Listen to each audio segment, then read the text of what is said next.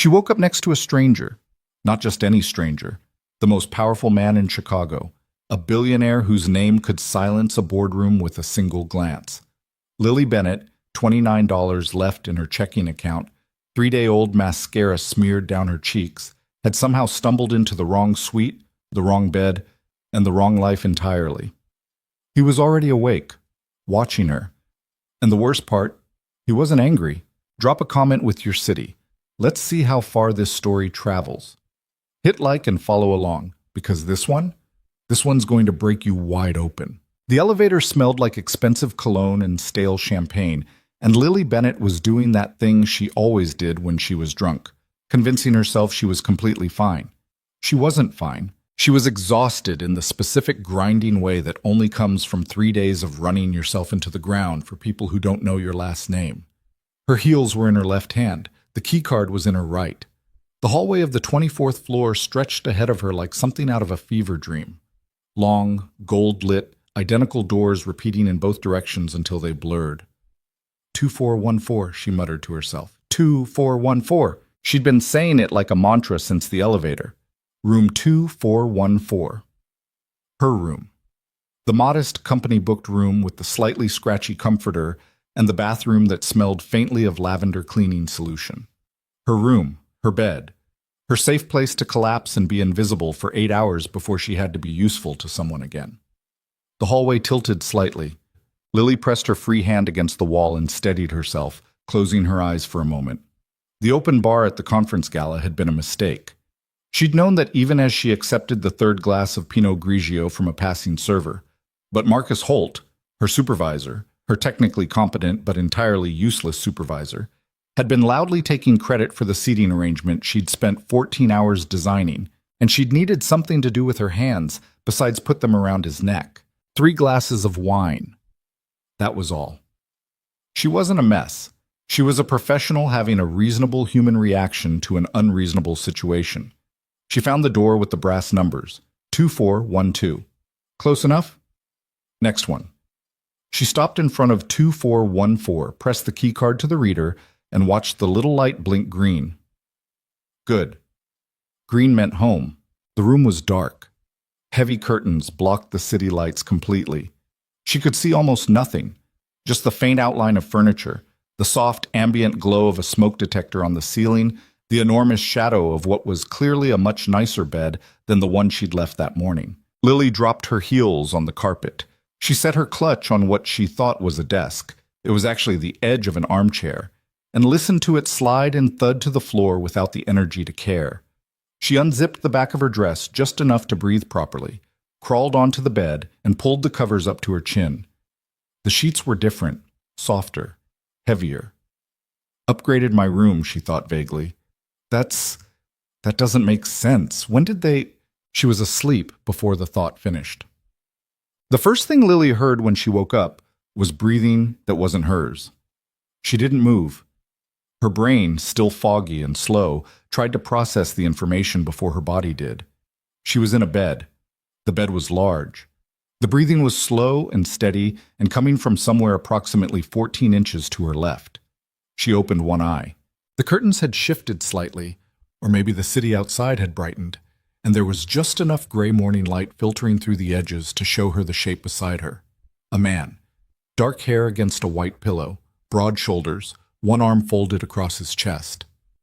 Lily's heart stopped. Then it started again at approximately twice the normal speed. She sat up so fast she nearly toppled off the mattress, grabbing the headboard with both hands and staring at him with the concentrated terror of someone who has just realized the cliff they thought was a curb is, in fact, a cliff. The man stirred. Dark eyes opened. Found her immediately. Didn't blink. He looked at her the way people look at things they haven't decided how to categorize yet. Calm, considering, completely still. Lily's mouth opened. Nothing came out. "Good morning," he said. His voice was low and unhurried, like he'd woken up to find strange women in his bed before and had simply developed a protocol for it. Lily's voice cracked. She cleared her throat. "I think I'm in the wrong room." He sat up slowly, pushing the covers back, and she registered several things in rapid succession. He was wearing a white t-shirt. He was large in the way that suggested a gym routine taken very seriously, and he was looking at her with an expression that was somehow simultaneously confused, annoyed, and this was the part that didn't make sense, almost amused. "The wrong room," he repeated. "The key card worked." She held it up, as if that explained everything. "I pressed it and the light went green. I swear I didn't—" "What's your room number?" 2414. He looked at the door, then back at her. "This is 2416. Lily stared at the door. Then she pressed both palms against her face and made a sound that wasn't quite a word. "The key cards for these suites have a manufacturing defect," he said, like he was dictating a memo. "I've had them recalibrate 3 times. They sometimes open adjacent rooms. I should have put the deadbolt on. I am so sorry." She pulled her hands from her face. Her mascara was definitely destroyed. Her dress was half unzipped in the back. Her shoes were somewhere on his floor. "I am genuinely, completely, sincerely—" "Stop." She stopped. He studied her for a moment. The annoyance on his face shifted into something she couldn't read. "How much did you have to drink last night?" "That's—" She bristled despite herself. "That's not relevant." "It's slightly relevant, given you walked into the wrong suite and slept in my bed. 3 glasses of wine. I'm not some kind of—" She pushed her hair out of her face. "I work for the conference. I've been awake for almost 70 hours.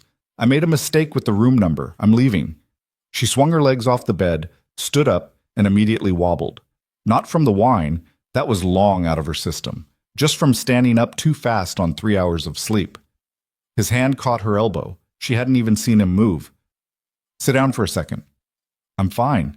"You're swaying." She looked at the hand on her elbow, then at his face. Up close, he was younger than she'd initially processed. Early 30s, maybe.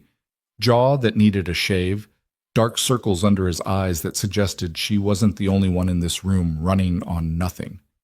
"I'm fine," she said again more quietly. He let go, stepped back, gave her space. She collected her shoes from the floor, found her clutch under the armchair. One of the clasps had broken in the fall. Of course it had. She straightened up and looked at him one more time.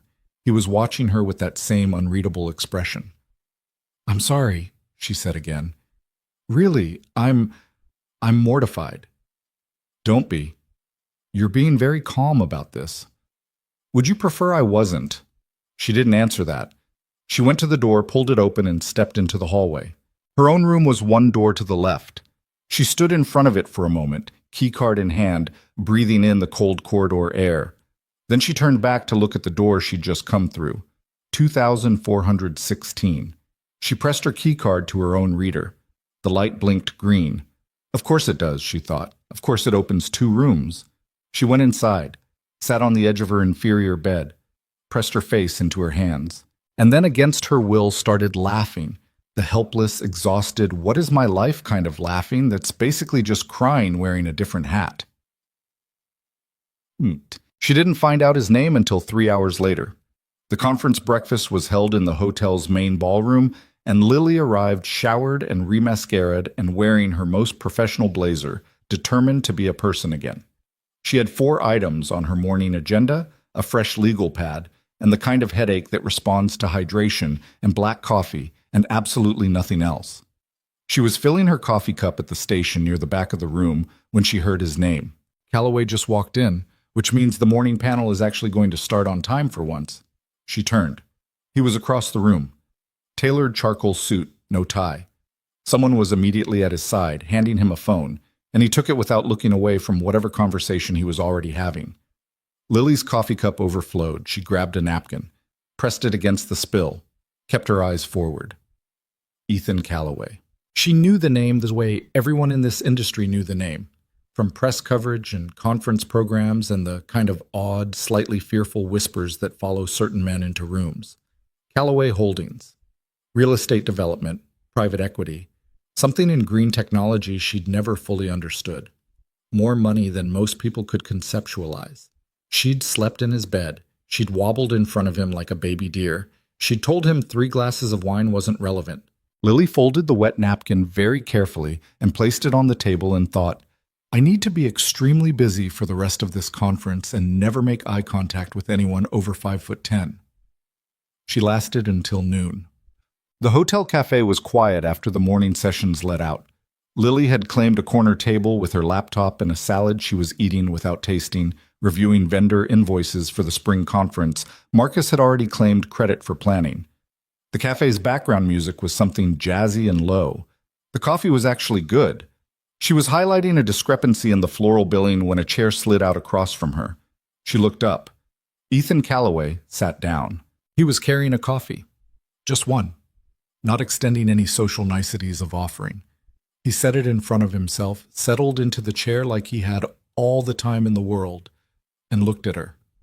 Lily very carefully closed her laptop. "Mr. Calloway, you know my name.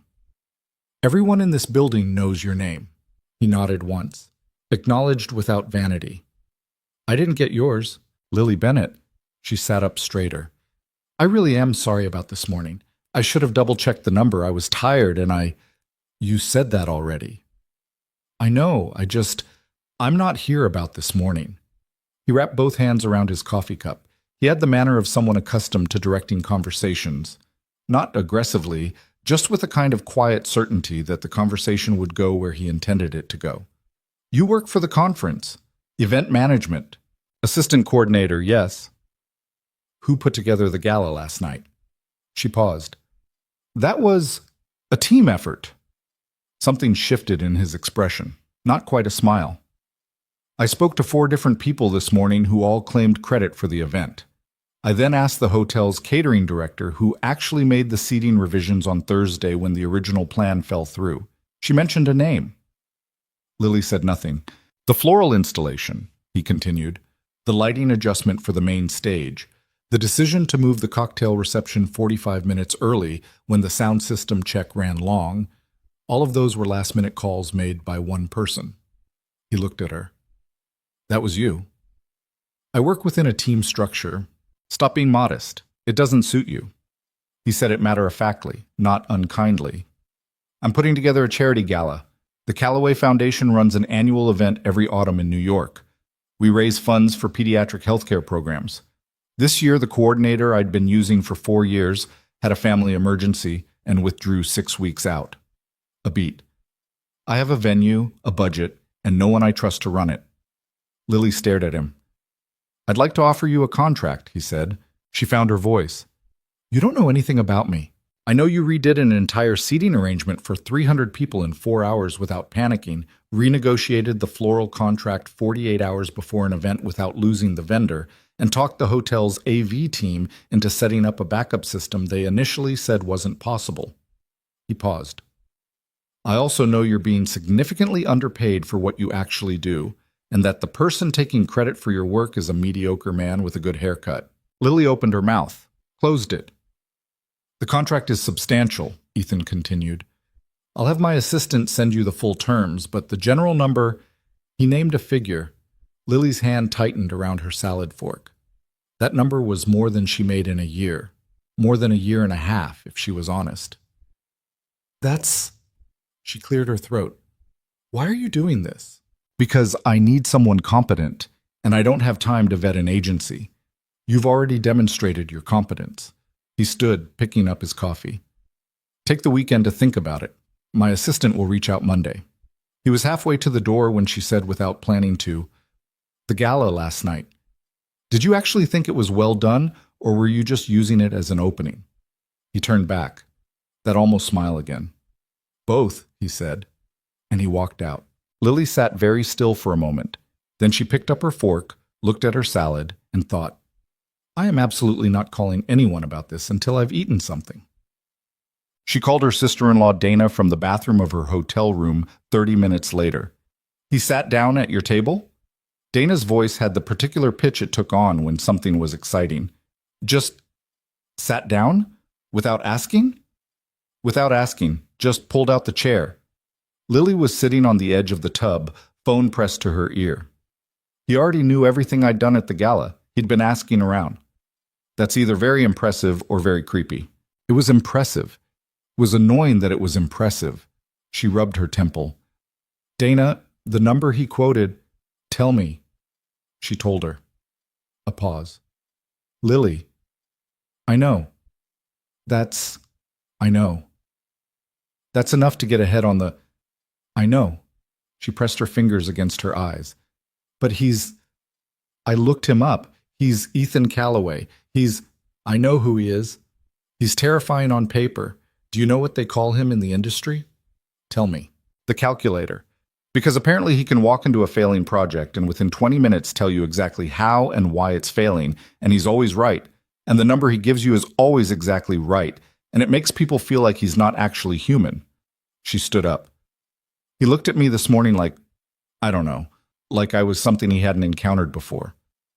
"When you say this morning, the cafe, I mean, at the cafe. You said this morning first. Did something happen before the cafe?" Lily was silent for exactly 1 second too long. "Lily Marie Bennett. It was completely innocent. I was asleep. She took a breath. "I went to the wrong room last night. I was exhausted and the key cards are defective, and I walked into his suite and slept in his bed and didn't realize it until morning." The silence on the other end was the loudest silence she'd ever heard. "I'm going to need you to say all of that again," Dana said. She took the contract, not impulsively. She spent the weekend reading every clause, forwarding it to her cousin, who was a paralegal, asking 3 questions via email that were answered within 2 hours by someone named Andrea, who identified herself as Mr. Calloway's executive assistant. The answers were clear and fair. The terms were, if anything, more favorable on second reading than first. She took the contract because Sophie needed new school supplies, and the rent on the apartment she shared with her niece had gone up $200, and her own company hadn't given her a raise in 18 months. She took it because she was good at this, and she knew she was good at this, and it was time to stop being invisible. She did not take it because of the way he'd looked at her in the cafe, or the almost smile, or the fact that he'd noticed every single decision she'd made under pressure and traced them back to her specifically.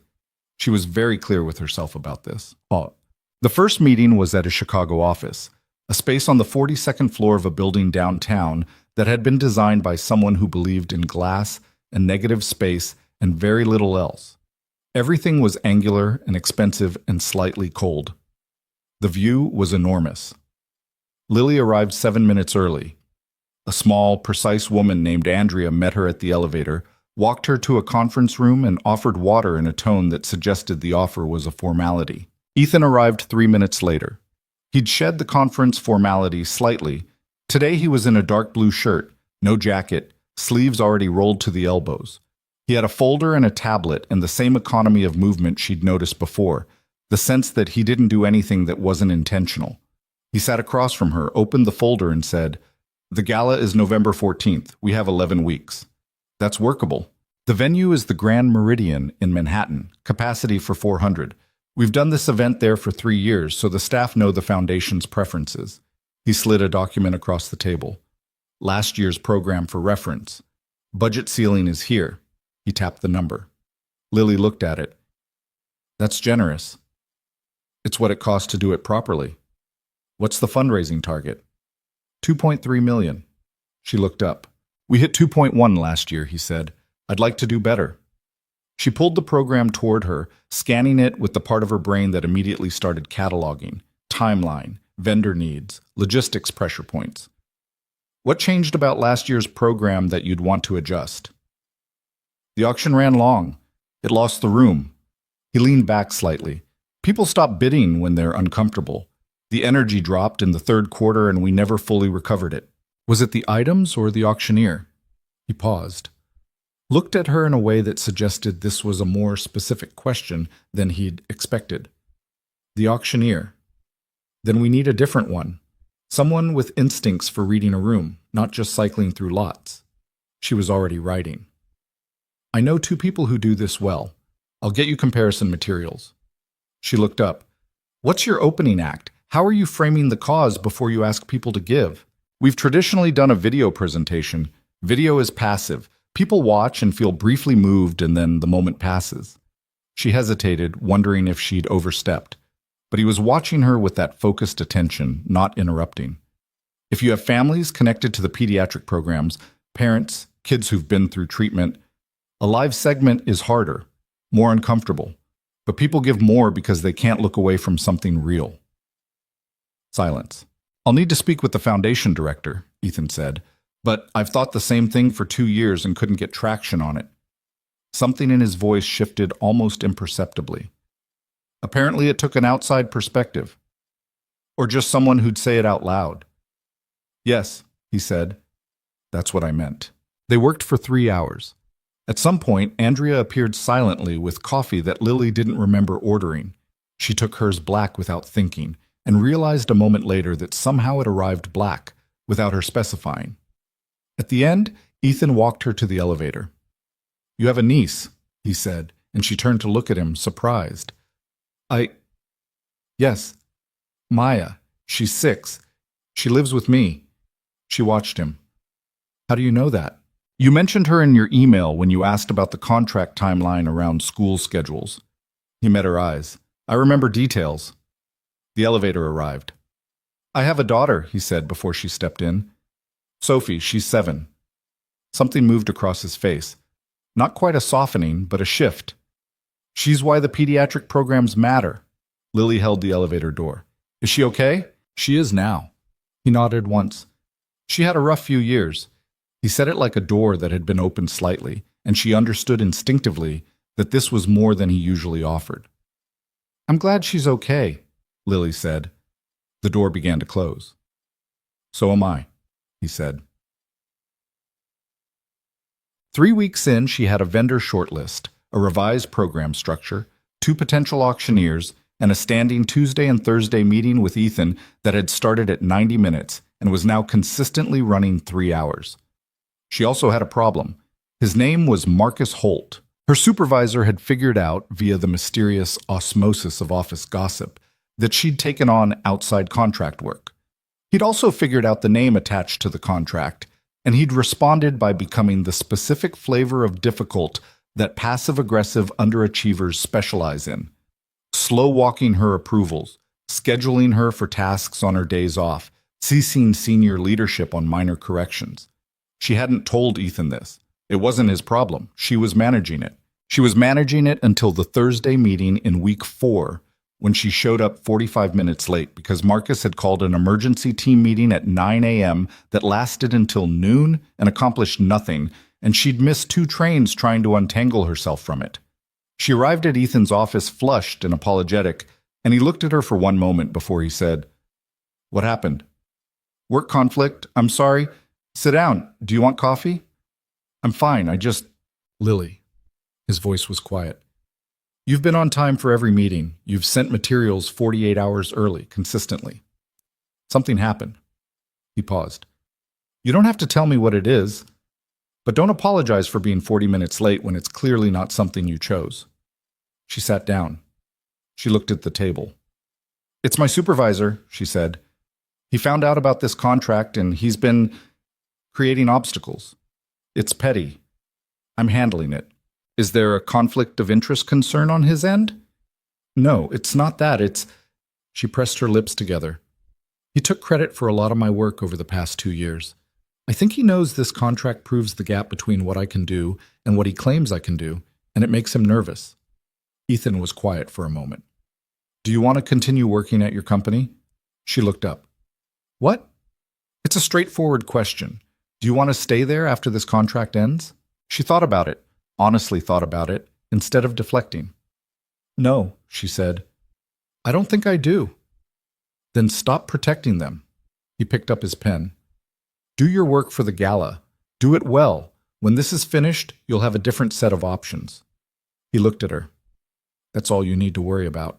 She wanted to say that was easy for him to say, that he had never had to calculate whether the professional cost of pushing back was worth the stability of staying small, that some people couldn't afford the luxury of walking away. She didn't say any of it because she suspected he already knew, and because the way he'd said do your work had a particular quality to it, not dismissive, but genuinely certain, like he'd already seen how this ended for her and was waiting for her to catch up. She opened her folder. The auctioneer, she said. I've narrowed it to 1. She met Sophie on a Tuesday in week 5. It wasn't planned. Ethan had mentioned offhandedly that his office in Chicago had a small room where Sophie sometimes worked on homework after school when his regular childcare arrangements ran late. Lily had filed this information away without particularly examining it. She was waiting in the conference room with her laptop when the door opened and a small person appeared. 7 years old, dark hair like Ethan's, but curlier, wearing a purple sweater with a paint stain on the cuff that had clearly been there long enough to be permanent. She was carrying a backpack that was visibly too large for her and a library book about volcanoes. She looked at Lily with the frank, unselfconscious appraisal that children specialize in. "Are you the lady doing the party?" she asked. "The gala, yeah." Lily smiled. "I'm Lily." "I'm Sophie." She came in, dropped her backpack with a considerable thud, and climbed into a chair. "Dad says you're very good at your job." "That's nice of him to say." "He doesn't say that about most people." Sophie opened her volcano book with the ease of a small person stating fact, not delivering a compliment. "He said you argue with him about things." Lily blinked. "I offer alternative perspectives." "That's what arguing is?" Sophie didn't look up from her book. "I argue with him about bedtime. He says I have alternative perspectives. It means the same thing." Lily pressed her lips together to keep from laughing. "Do you like volcanoes?" Sophie asked. "I don't know much about them." "They're destructive," Sophie said with unmistakable relish. "But also they make new land, so they're destructive and creative at the same time." She looked up. "Dad says most interesting things are like that." Lily looked at this 7-year-old and thought, "You are going to be absolutely terrifying when you grow up." "That's actually pretty smart," she said. "I know." Sophie returned to her book. "You can do your work. I don't bother people when they're working." And she didn't.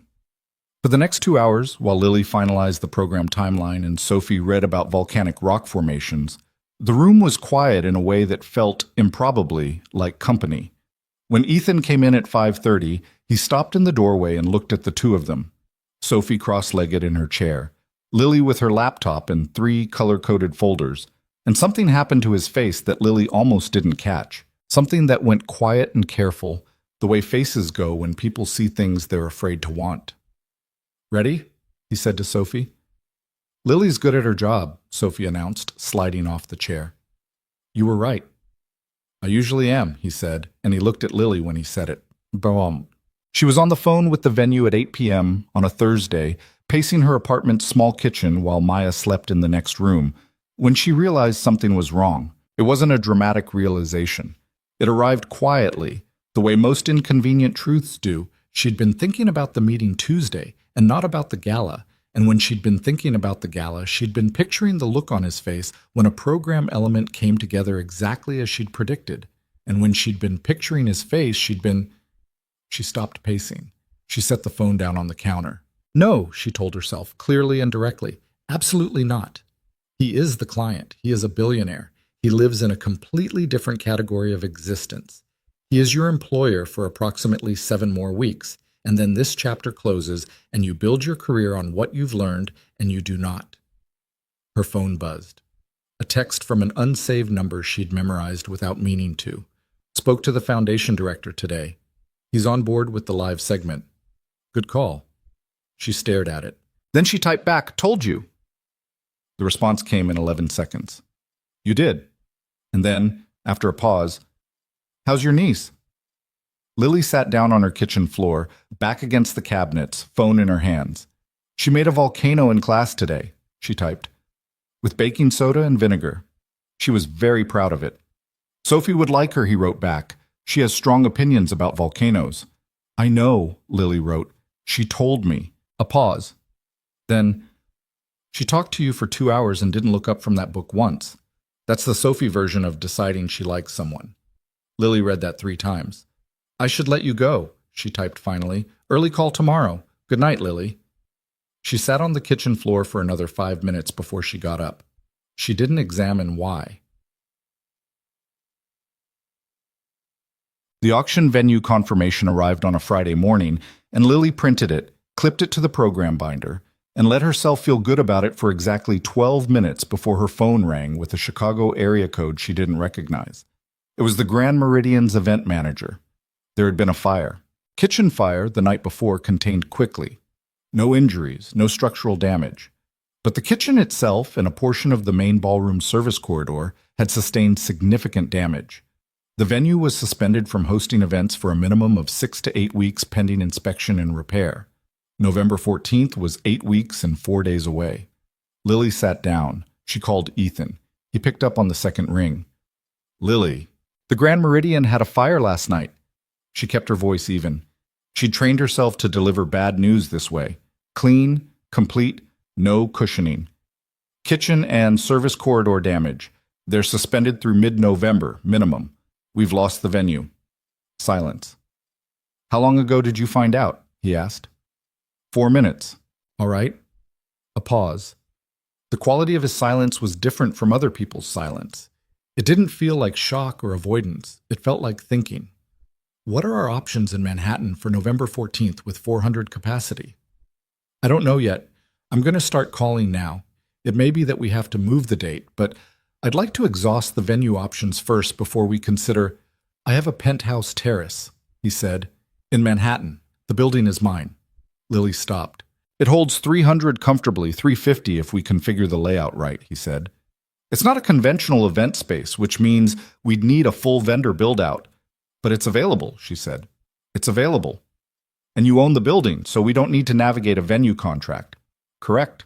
She pulled up the program on her laptop, started mentally walking through the layout requirements. The catering infrastructure would need to come in fully external. We'd need tent structures depending on weather. It has a retractable covering, Ethan said. I had it installed 2 years ago. Of course you did. She said it without meaning to. A pause. Is that a problem? Is that a... No. She almost laughed. No, it's actually perfect. Can I see it? I need to walk the space before I can reconfigure the layout. I'll fly you to New York. That's not... It's practical. I'll be there this weekend. We can do a site walkthrough Saturday morning. He paused. Come Friday evening. I'll have Andrea book the flight. She looked around her apartment. Maya was at school. The program binder was on the table. Her half-eaten breakfast was going cold. Okay, she said. She hung up, sat back, and stared at the ceiling. Okay, she thought, is what got you into this? But she picked up her pen and started making a list because there was work to do, and whatever else was happening, the texts, the way Sophie had said you were right, like she'd heard him say it, the work was real, and she was good at it. That at least she was certain of. She was certain of almost nothing else. The flight to New York was 47 minutes, which was not enough time for Lily to talk herself out of anything. She'd flown economy before, the kind where you tuck your elbows in and hope the person next to you doesn't need the armrest. Andrea had booked her into business class without asking, and Lily had spent 10 minutes in the airport deciding whether to mention the upgrade before deciding that mentioning it would make her seem like someone who'd never been in business class, which was true, but didn't need to be announced. She put her bag in the overhead bin, accepted the sparkling water a flight attendant offered before she'd even buckled her seatbelt, and stared out the window at the tarmac. She had a site walkthrough in the morning. She had a list of 12 questions about the penthouse terrace layout. She had a revised vendor shortlist that accounted for the complete absence of a built-in kitchen. She did not have a plan for being inside Ethan Calloway's home, which was fine. It was a professional visit. She'd been in clients' homes before. Once she'd managed an anniversary dinner in a man's home in Evanston that had 30 rooms and a koi pond he was inexplicably proud of. This was no different. She'd walk the space, take measurements, ask her 12 questions, and leave. The car service Ethan had arranged met her at LaGuardia. She told Andrea she could take a cab, and Andrea had said, with the polite finality of someone who has had this conversation before, that Mr. Calloway had already arranged the car. Lily had let it go. The driver took her to a hotel in Midtown, a different hotel from the one Ethan's building was in, which she'd confirmed specifically. She wasn't going to make that mistake twice in any sense of the phrase. She checked in, stood in the shower for 15 minutes, and called Maya. Are you in New York? Maya asked. Her voice had the breathless quality it took on when she was excited. She was staying with Dana for the weekend, which meant she'd been eating cereal for dinner and staying up an hour past her bedtime, and everyone involved was pretending this wasn't happening. I'm in New York, Lily confirmed. Is it like the movies? It's loud and it smells a little bit like a parking garage. I want to go. Someday. Lily sat on the edge of the hotel bed. Are you behaving for Aunt Dana? She lets me watch 2 shows. That's not what I asked. Yes, Maya said, with the specific dignity of a 6-year-old who is absolutely not behaving. Can you bring me something? What do you want? Something that says New York on it. I'll find something. Lily lay back on the bed. Go to sleep at a reasonable time. Aunt Dana said, I know what Aunt Dana said. Go to sleep at a reasonable time anyway. A pause. Then, Lily? Yeah? Are you okay? Lily stared at the ceiling. 6 years old, and she already had Dana's instincts, the ability to hear the thing underneath the thing. I'm okay, Bug. I'm just tired. Okay. A pause. Love you. Love you more. She hung up and lay there for another few minutes, looking at the ceiling of a hotel room that cost more per night than her weekly grocery budget, and tried not to think about the fact that she was here because a man she was dangerously close to, thinking about too much, had flown her here, and that tomorrow morning she'd be standing in his home. She fell asleep with the lamp on. The walkthrough was scheduled for 9. She arrived at 8:57. The building was on the Upper West Side, not ostentatious from the street, which surprised her. She'd expected something more aggressive in its statement-making, but the facade was older, pre-war brick with clean windows and a doorman who had her name before she gave it. He walked her to a private elevator without ceremony. The penthouse took up the entire top floor and a portion of the roof. She knew this from the floor plan Andrea had emailed, but knowing it and stepping into it were different experiences.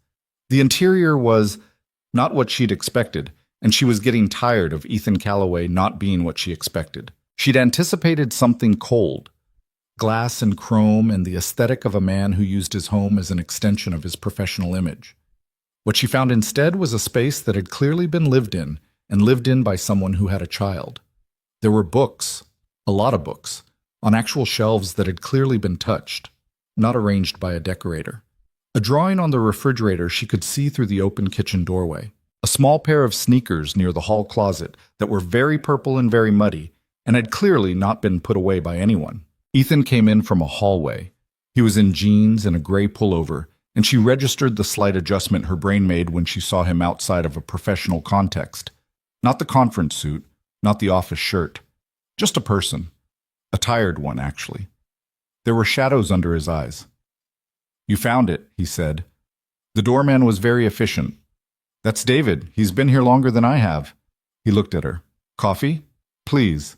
They sat at the kitchen island while the coffee brewed, and she spread the revised floor plan on the counter and walked him through her preliminary questions. He answered each one directly. The retractable covering's dimensions, the load capacity of the terrace floor, whether the building had freight elevator access for vendor deliveries. He'd already called the building's property manager before she arrived, and he had half the answers she needed before she asked them. You thought ahead, she said. I assumed you'd want specifics. Most clients wait for me to ask. Most clients aren't running the event in their own building.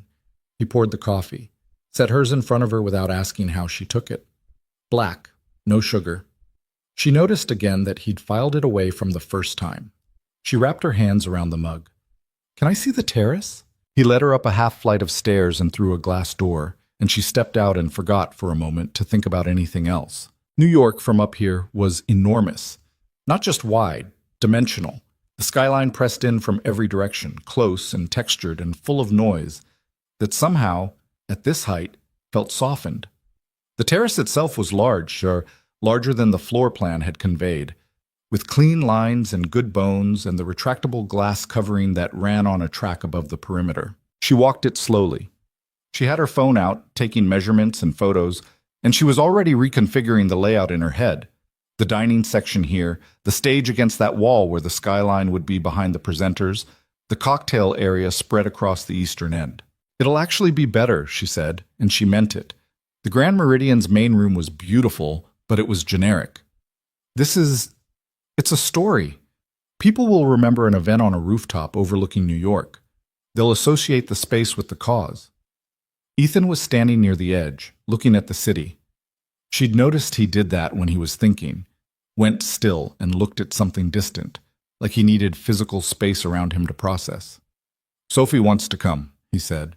Lily lowered her phone. To the gala? She's been asking. She knows what the event is for. I've been talking to her about the foundation since she was 4. A pause.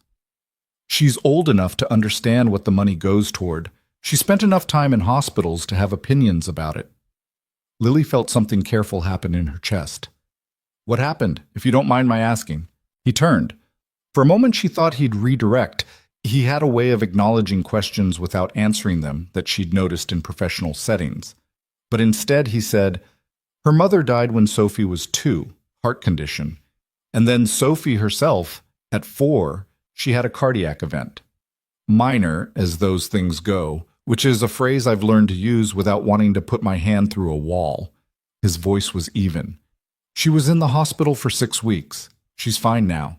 She's been fine for 3 years, but the pediatric unit at New York Presbyterian, the staff there. He stopped. That's why, Lily said. That's why. She looked at the skyline and thought about a 4-year-old in a hospital and a man sitting in a waiting room somewhere in this city, and how certain fears don't leave you when the crisis ends. They just get quieter. Sophie can come, she said. I'll build her a job. Every good event needs someone to hand out programs. Something in his expression shifted. Not the almost smile this time. Something quieter and less guarded than that. She'll take it very seriously, he said. I'm counting on it. They went back inside. She stayed another 2 hours, working through the revised vendor list at the kitchen island while he responded to emails nearby, and it was strange and not strange at all. The specific comfort of working alongside someone who doesn't need to fill silence with words. At one point, he got up to refill her coffee without asking, and she didn't look up from her laptop, and neither of them mentioned it. She left at noon with a full revised layout, a plan for the vendor calls on Monday, and the very careful, very firm decision that whatever this feeling was, she was going to manage it professionally, and it was not going to become a problem. She was 11 blocks away when she passed a tourist shop and bought a small snow globe with the Manhattan skyline inside it for Maya. She stood on the sidewalk and shook it, and watched the fake snow fall and thought, I'm already in trouble, aren't I? It wasn't a question. She was back in Chicago by evening. The following Tuesday, she arrived at the office building for their scheduled meeting and found, in the lobby, a woman who had clearly not been placed by the universe in Lily's life to make anything easier. She was tall, the specific kind of tall that involves heels chosen precisely for their effect. Dark hair, glossy, and deliberate. Wearing a coat that cost more than Lily's monthly rent and wearing it like she'd forgotten it was on. She was standing near the elevator talking to someone on her phone, and she looked up when Lily walked in with the automatic evaluating sweep of a person accustomed to assessing competition. Lily recognized the look. She'd been on the receiving end of it her whole career from women who had the resources she didn't and used them as a quiet form of warfare. She didn't recognize the woman. Not yet. Upstairs, Andrea greeted her with slightly more tension than usual. A barely perceptible thing, the kind you only catch if you've been paying attention, and showed her to the conference room. Ethan was already there. He was standing at the window with his arms crossed, and the expression of a man who has just finished a conversation he didn't enjoy. He turned when she came in, and something in his face settled, which she noticed and chose not to examine. The Meridian sent the formal release paperwork, he said. We're officially clear of the contract without penalty. That's good. She set her bag down. There was a woman in the lobby. A pause.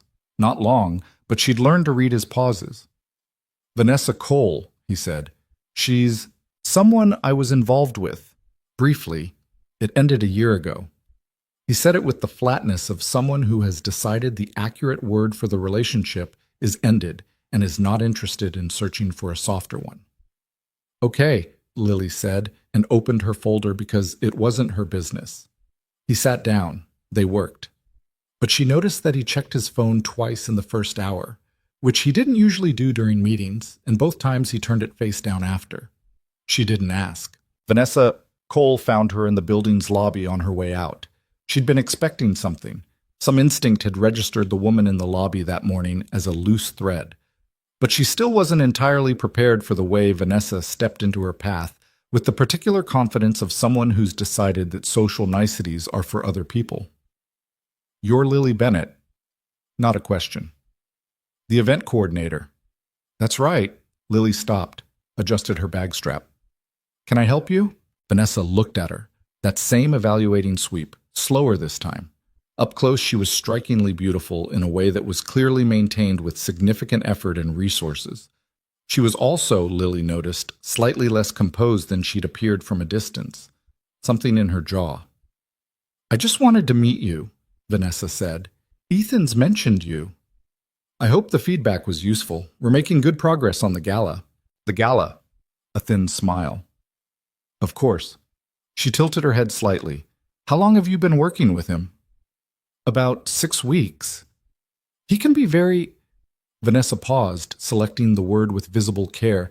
"Focused. When something interests him, it can feel more meaningful than it is." Lily held the woman's gaze. "I appreciate the warning. You don't believe you need it. I'm a professional doing a job," Lily said. "I'm not sure what you're warning me about." Vanessa's smile sharpened slightly. "Just being friendly." "Of course." Lily stepped past her. "Have a nice afternoon." She walked to the elevator and pressed the button and stood with her back very straight until the doors closed around her. In the reflection of the elevator's polished walls, she looked completely calm. She felt completely calm. She was lying to herself. She texted Dana from the cab. "Tell me something grounding." Dana replied in 40 seconds. "Maya ate an entire head of broccoli tonight. Voluntarily." Lily stared at the message, then typed, "That actually helps, thank you." She didn't tell Ethan about the conversation. She turned it over once that night and then put it down, because Vanessa Cole's parting shot had landed more precisely than she'd wanted to let on. It can feel more meaningful than it is. And the reason it had landed was that Lily had no clean answer for it. She didn't know what this was. She knew what it wasn't, professionally. She was clear on that. But she kept coming back to the way he'd told her about Sophie in the hospital, and the mud-caked purple sneakers by the closet, and the coffee that appeared black without her having to ask. And she didn't have language for what those things meant, except that they meant something. She went back to the program timeline and worked until midnight. The encounter with Vanessa Cole would have been easier to dismiss if the woman had stayed gone. She didn't. She appeared at the charity preview luncheon that Ethan's foundation hosted in week 7, an event Lily was managing alongside the gala preparations, a smaller gathering of 40 foundation donors. Lily hadn't known Vanessa would be there. She was on the guest list as a legacy donor, which was, Lily reflected, extremely well played. She was seated 3 tables from Ethan, and she worked the room with the fluency of someone who'd spent years doing it. She touched arms and laughed at the right moments, and made eye contact with Ethan 3 times during the lunch in a way that was clearly engineered. Lily was at the back of the room, coordinating with the catering staff, when a man appeared at her elbow. "You're Bennett, right? Lily Bennett." She turned. He was around 40. Well-dressed, confident in that slightly aggressive way of men who've decided confidence is a personality. "Bradley Weston," she recalled from the guest list. "Real estate developer, newer money than Ethan's circle, trying to make inroads." "That's me," she said. "I've heard good things. The Morrison event last spring. That was yours?" "I assisted on that one." She kept her eyes on the catering flow. "You're too modest." He moved slightly closer. "I'm putting together something in the spring. Private dinner, about 60 covers. I need someone with real taste. Would you have any interest in—" "I can give you my business card," she said, professionally pleasant. "I'd need to check my availability after the current contract." "Of course," he smiled, "though I'd be happy to discuss it over dinner, if that suits you better." She processed the shift in tone. "A business card will be fine." She became aware, without looking, that Ethan had crossed the room. He appeared at her other side with the smooth inevitability of someone who had made a decision and was executing it without announcing it. He placed himself in the conversation with a hand briefly at the small of her back, not possessive, just present, and extended his other hand to Weston. "Bradley." His voice was pleasant. "Good to see you here." "Calloway." Weston shook his hand, and Lily watched the slight recalibration happen in real time. "I was just speaking with Ms. Bennett. Lily's indispensable to the foundation right now." Ethan said it simply. Not as a warning, not as a declaration, just a fact. "I'd hate to lose her attention during gala prep." He glanced at her. "The florist is asking about the centerpiece sign-off." She recognized a graceful exit when she was handed one. "Excuse me," she said to Weston, and moved away. She dealt with the florist, who was not, in fact, asking about anything urgent. And when she looked back across the room, Ethan was back in conversation with a foundation board member, and Weston had migrated to another cluster of guests. She thought about it for the rest of the event. On the drive back to his office afterward, she sat beside him in the car and looked out the window and said, without preamble, "You didn't have to do that." "Do what?" "The intervention with Weston." A pause. "He was making you uncomfortable." "I was handling it." "I know you were." He said it without apology or defensiveness. "I was also there." She turned to look at him. He was looking straight ahead. "It's not your job to manage who talks to me." "No," he agreed. So, he turned then, met her eyes. There was something in his expression that he usually kept carefully below the surface, not hidden exactly, but managed. "Weston is the kind of man who hears, 'I'll give you my business card as negotiation,'" he said. He wasn't going to stop. "And if I'd wanted to handle it myself." "You were, He stopped. The car hit a red light. "I didn't like watching it." Lily held his gaze for a moment. The honest admission sat in the space between them, neither of them quite willing to treat it as casual. "Okay," she said finally. "Okay. Okay." She turned back to the window. "Just don't make a habit of it." A beat. Then, quietly, "No promises." She didn't answer, but she felt the corner of her mouth move before she stopped it. Vanessa found her again the following week, and this time there was no lobby, no distance, no professional setting to provide structure. It was at a restaurant. Lily was having lunch with her vendor contact for the audio setup, a woman named Priya, who had done 3 Callaway Foundation events and was, blessedly, exactly as efficient as Lily needed her to be. They'd wrapped their working lunch and were waiting for the check when Vanessa walked in. She saw Lily immediately, and she came directly over, which told Lily everything she needed to know about whether this was coincidence. "Lily," said warmly, as if they were old friends. "What a coincidence."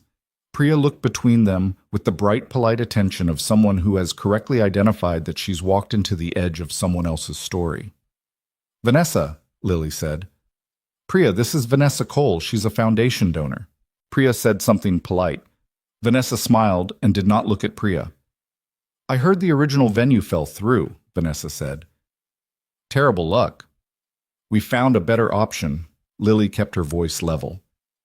"Ethan's penthouse." A small pause. "He's never hosted the gala there before. He must trust you a great deal." "He trusts the work." "Of course." Vanessa tilted her head. The warmth in her expression was the constructed kind, built for effect.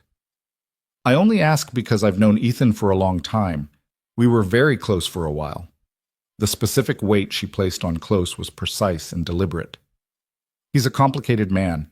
He has a way of drawing people in, especially people who—" She glanced at Lily, a very brief sweep that managed to take in everything she needed to take in. "People who aren't used to moving in his world." Lily set her glass down. She had 2 options.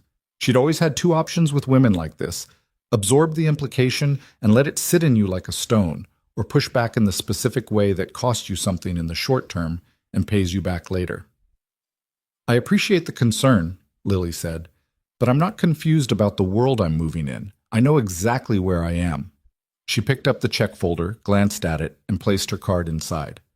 "Enjoy your lunch." She didn't look at Vanessa again. Priya waited until they were on the sidewalk. "Old girlfriend?" she asked. "Apparently." "She's threatened by you." "She's protecting territory she's decided is still hers." Lily pushed her sunglasses on. "It's a different thing." "Not that different." Lily thought about it. "No," she said. "I guess not." She told Ethan about the lunch encounter that evening. Not because she'd planned not to, had made a deliberate decision on the cab ride over that it was irrelevant, and she was above being rattled by a woman with a precise tongue and better shoes. But they were in his office, and he asked how her day had gone, and she answered honestly for about 4 sentences before she got there. He was quiet when she finished. "I'm sorry," he said. "It's not your fault. She approached you twice in 1 week specifically because she knows you're working with me. It's—" He stopped. pressed 2 fingers against the bridge of his nose. She contacted me last week, wanting to meet.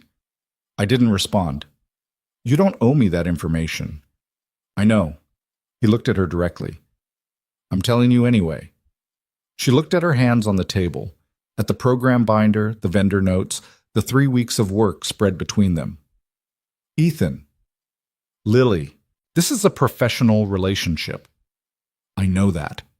What we're doing here is, I'm good at my job and you needed someone who's good at their job, and in 3 weeks the gala happens, and this chapter of your life closes, and Lily, his voice was quiet. You don't have to argue yourself out of something that hasn't happened yet. She looked up. He wasn't challenging her, wasn't pressing. His expression was the steadiest thing in the room. The particular stillness of a man who has decided to be honest and is waiting to see if it was the right decision. I'm not trying to...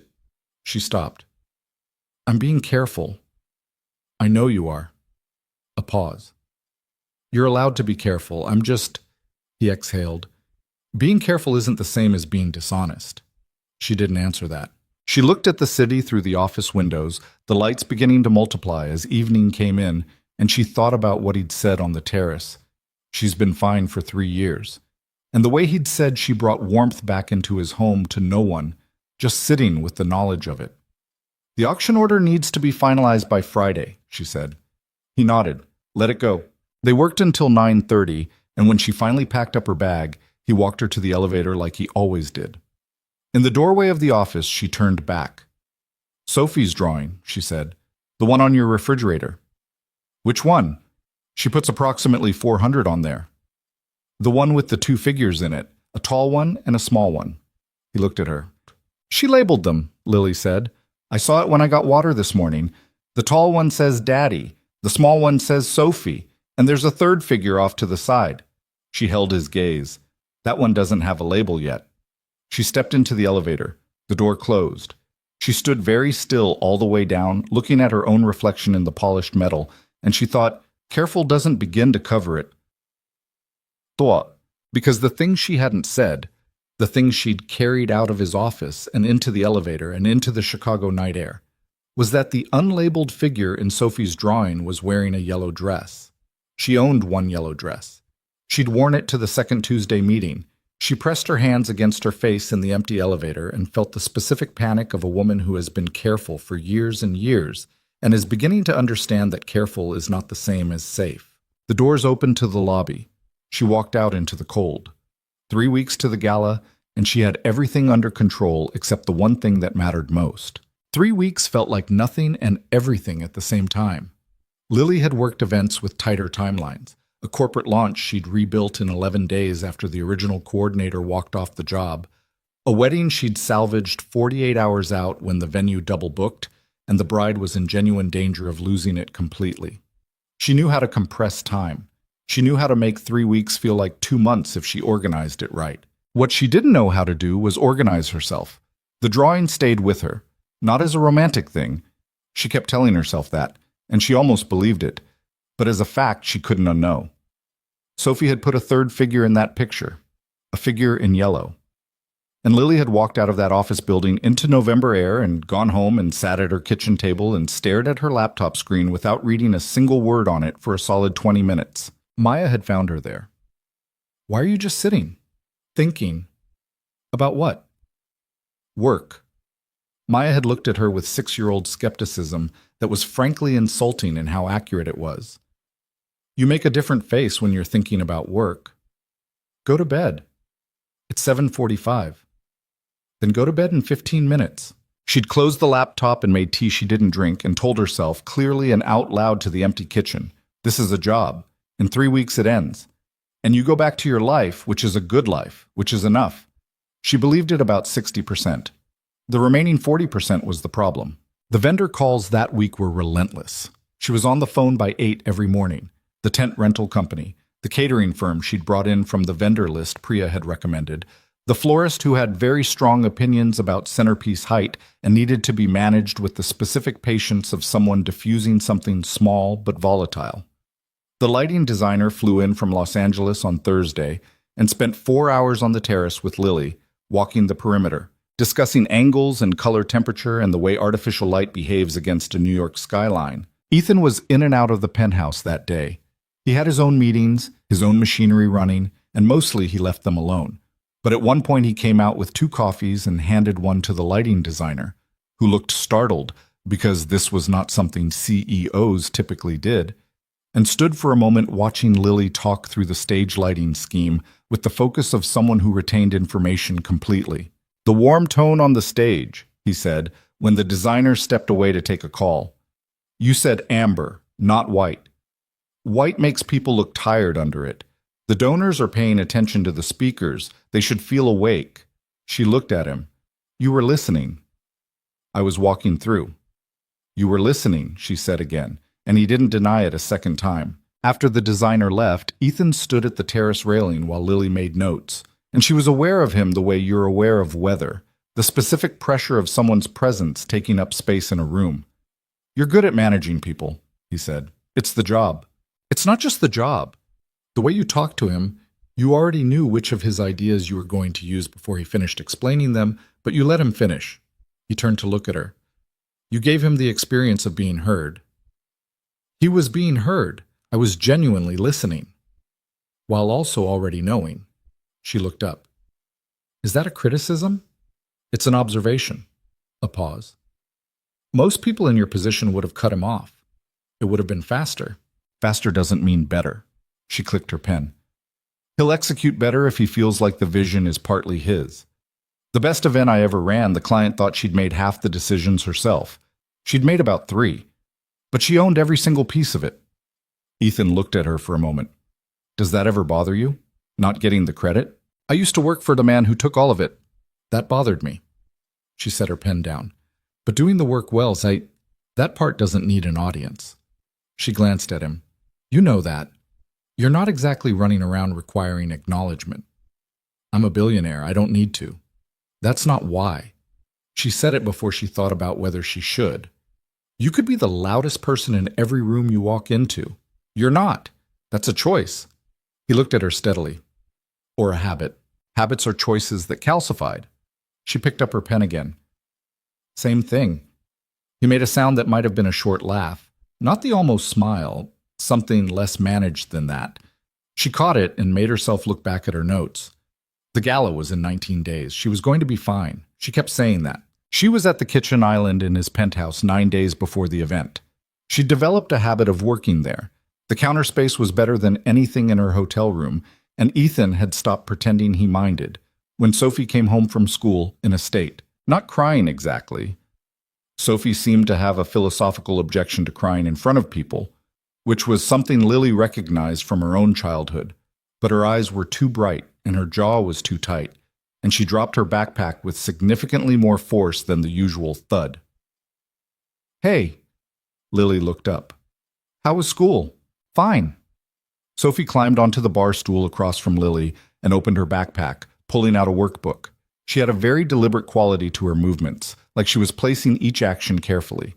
Lily waited. 2 minutes passed. "Emma said my drawing was weird," Sophie said without looking up. Lily set her pen down. "Which drawing?" "The one I did for art class. We had to draw our family." A pause. "I drew me and Dad, and I drew—" She stopped. "It was just a drawing." Lily looked at this 7-year-old with the tight jaw and the volcano book and the purple sneakers, and understood with the precision of someone who'd raised a little girl that Sophie wasn't going to say the rest of it, and that pushing would close the door completely.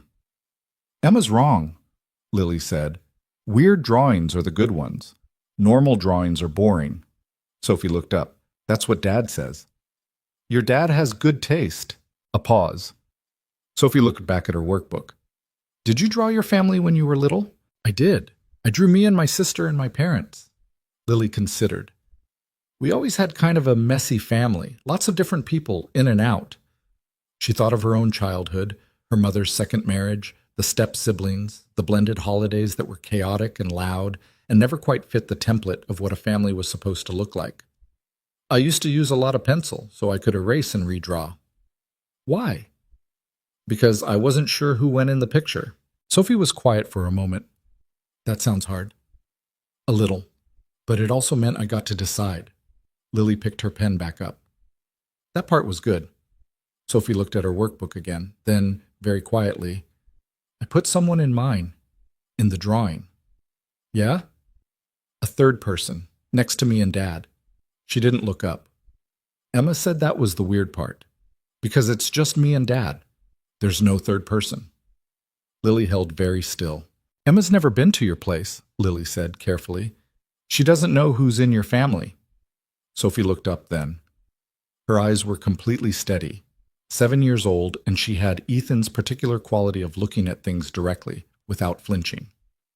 You're not, she said. In our family, you work for Dad. That's true. But I put you in anyway. A beat.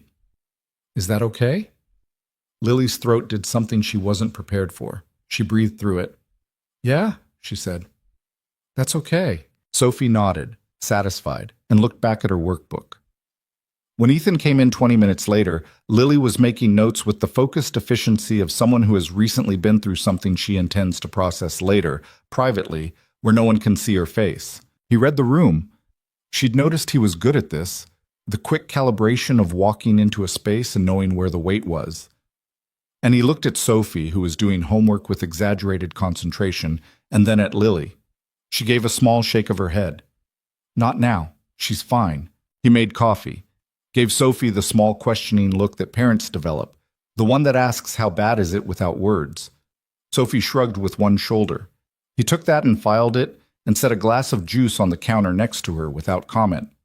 Later, Sophie in her room, doors closed, the penthouse quiet, Lily was packing up her bag when Ethan came and stood in the kitchen doorway. She told you something, he said. She had a rough day at school. The drawing thing. Her teacher mentioned it. Emma Russo gave Sophie a hard time in art class. He leaned against the doorframe. Sophie won't talk to me about it. She talked to me about it. A pause. Something passed through his expression. Not quite hurt, not quite jealousy, something more complicated than both. What did she say? Lily thought about the answer, about the word family and the word okay, and what a 7-year-old had trusted her with. She said Emma was wrong, Lily said. And I agreed. He looked at her for a long moment. That's not all, she said. No. She picked up her bag. But the rest was hers to share. He nodded, slowly, like someone accepting something they don't entirely like but understand the reason for. She was at the door when he said, She puts you in everything now. Drawings, stories she writes, this thing she does where she sets the table and adds a third place, even when it's just the two of us. Lily stopped. I notice things, he said. It's the habit. You pointed that out. She turned back to look at him. He was still in the doorway, arms crossed loosely, and the city behind him through the windows was doing its perpetual lit-up thing that made everything feel slightly more significant than it probably was. Ethan. Her voice came out steadier than she felt. I leave in 9 days. I know when the gala is. I mean, after. The contract ends. I go back to Chicago. She gestured between them, the kitchen, the penthouse, the entire compressed world of the last 2 months. This stops being the thing it is right now. I know that too. Sophie's going to... Lily. He said her name quietly. I'm not asking you to stay. She felt that land somewhere specific. Then what are you... I'm just telling you what I notice. A pause. That's all. She stood there for a moment. At the door of his penthouse, bag on her shoulder, 9 days left, the city spread out behind him like a backdrop someone had designed for maximum emotional difficulty. Good night, she said. Good night. She went to the elevator and rode it down and stood in the lobby for 15 seconds before she walked out. She knew what she felt. She'd known for a while. The problem wasn't the feeling. Feelings were just weather. They move through you if you let them.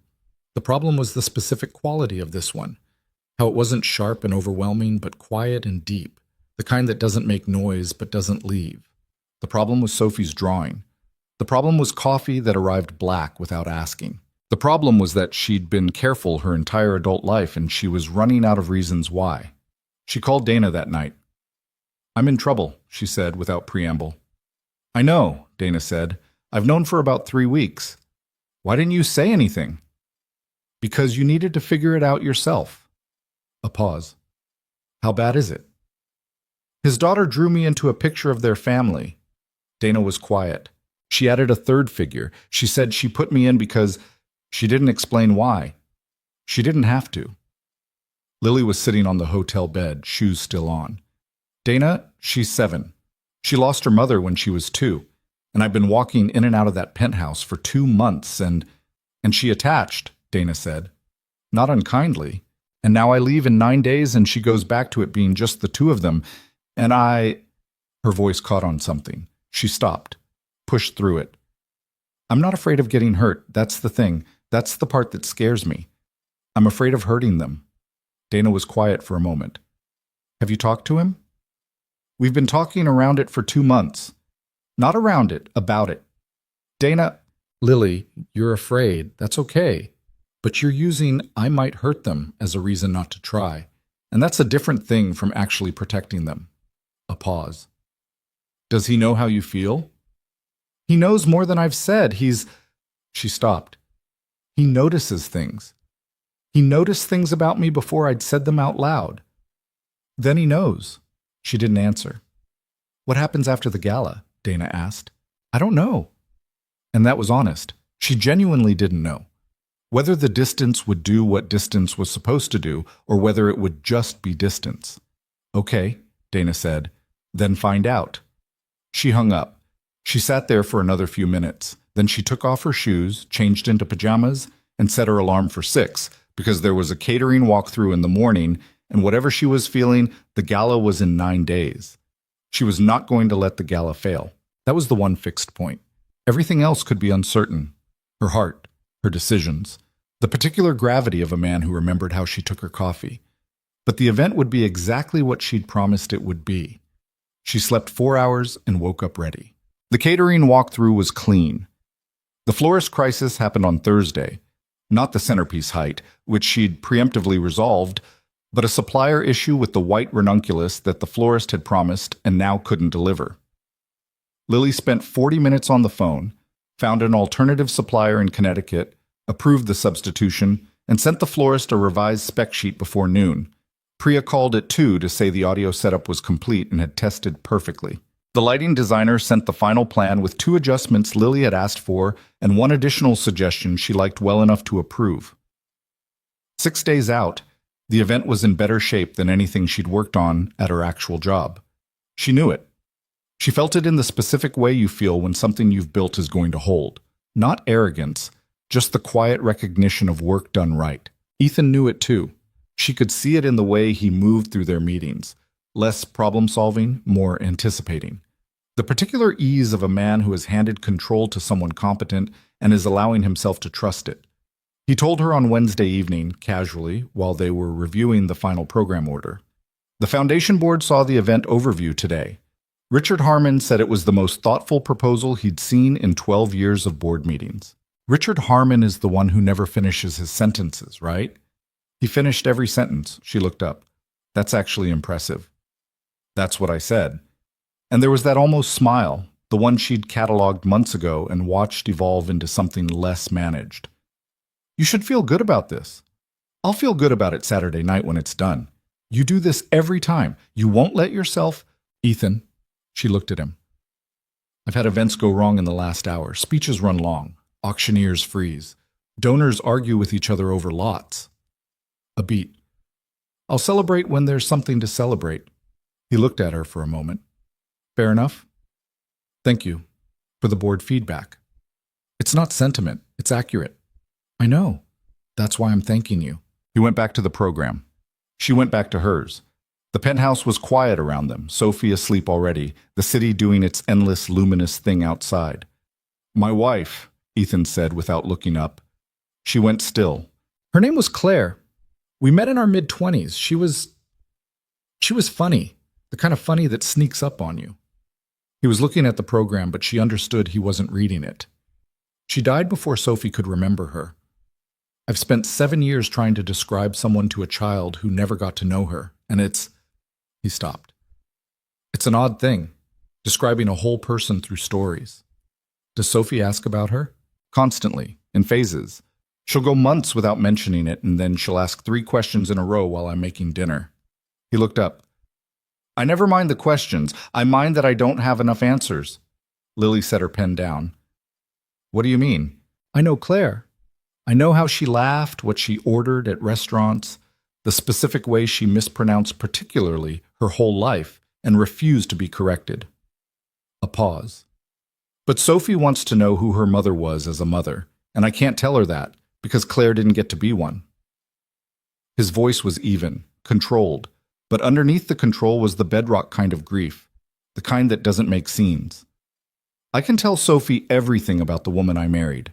I can't tell her the part that was meant for her. The room was very quiet. I think, Lily said slowly, that might be the most honest thing you've ever said to me. He looked at her. You usually edit, she said. You say exactly enough. You choose what goes in. She held his gaze. That one wasn't edited. A pause. No, he said. It wasn't. The something that had been building for weeks. The coffee, the drawings, the late evenings, all of it, pressed up against the surface between them, and neither of them looked away. Lily, he said. His voice was different, still quiet, but the evenness was gone. She made a decision, not impulsively. She'd been making this decision for weeks without knowing it, and the knowing of it finally caught up with the making. She stood up, walked around the kitchen island, which was not far but felt significant. She stopped a foot from him. I leave in 6 days, she said. I know. I don't know what that means for... I know. And Sophie, Lily. He stood. Same height gap as always, close enough now that she was aware of the specific warmth of another person. I've been thinking about this since Chicago, since you walked out of my elevator at 9:30 and texted me from the cab to confirm the Tuesday meeting like we hadn't just... He stopped. I don't do this. I haven't done this in years. I'm not impulsive and I'm not... I know you're not.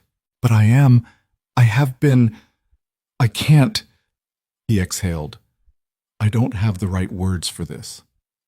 That's very unusual for you. Yes, he said. It is.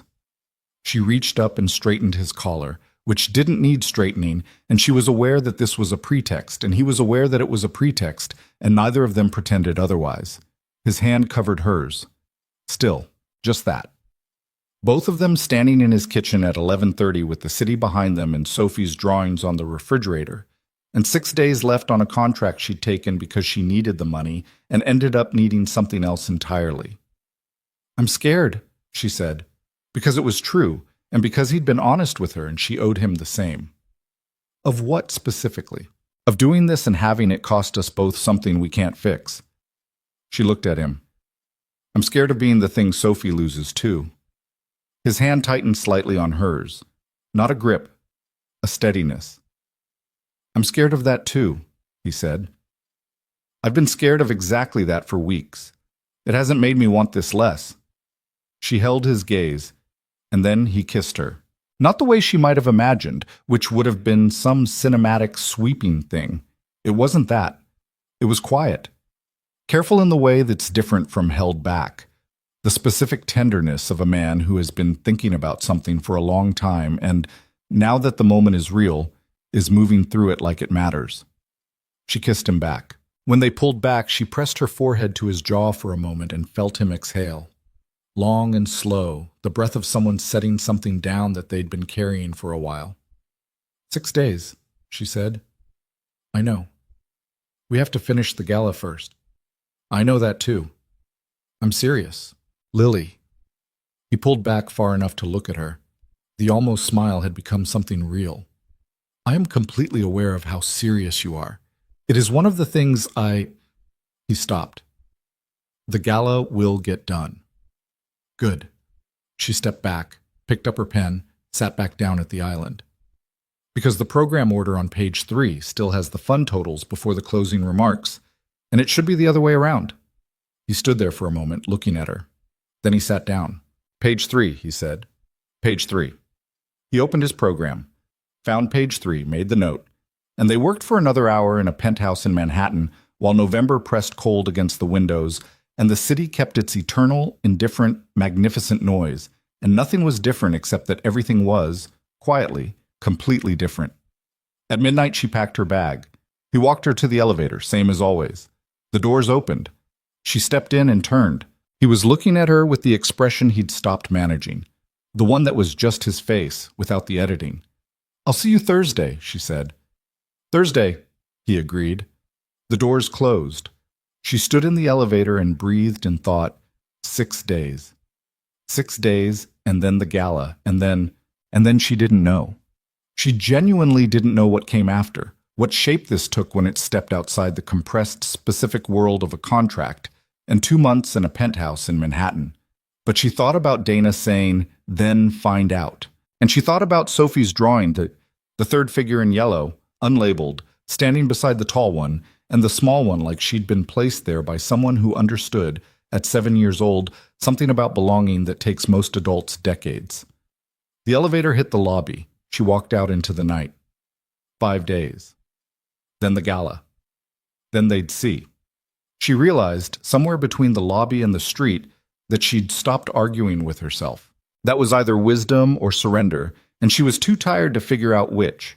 She caught a cab and watched the city move past the window and tried not to calculate anything. Not risk, not distance, not the very real and complicated fact that she was a woman with $19 in her savings account and a 6-year-old niece who needed new shoes. And he was Ethan Calloway. And those two facts had not changed, and were not going to change just because he'd looked at her like that. They hadn't changed.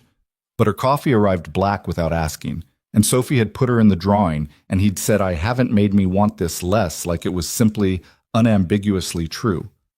The cab stopped at her hotel. She paid. She went upstairs. She set her bag on the bed, sat next to it, and let herself feel it, all of it. The fear and the want and the specific, terrifying hope of someone standing at the edge of something they can't see the bottom of. She sat with it for 3 minutes. Then she opened her laptop and checked the catering timeline for Saturday, because there were 5 days left and the gala was going to be perfect. Or as close to perfect as she could make it, which, she'd decided a long time ago, was enough.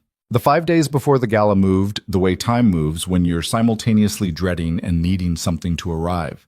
Too fast and too slow, each hour swollen with tasks, and underneath all of it, the steady low hum of something she hadn't named out loud to anyone except Dana, who didn't need it named. Thursday's meeting was professional. Completely professional. They reviewed the final program order, confirmed the auctioneer's arrival time, walked through the contingency plan for weather. The retractable covering could deploy in under 4 minutes. She'd timed it twice.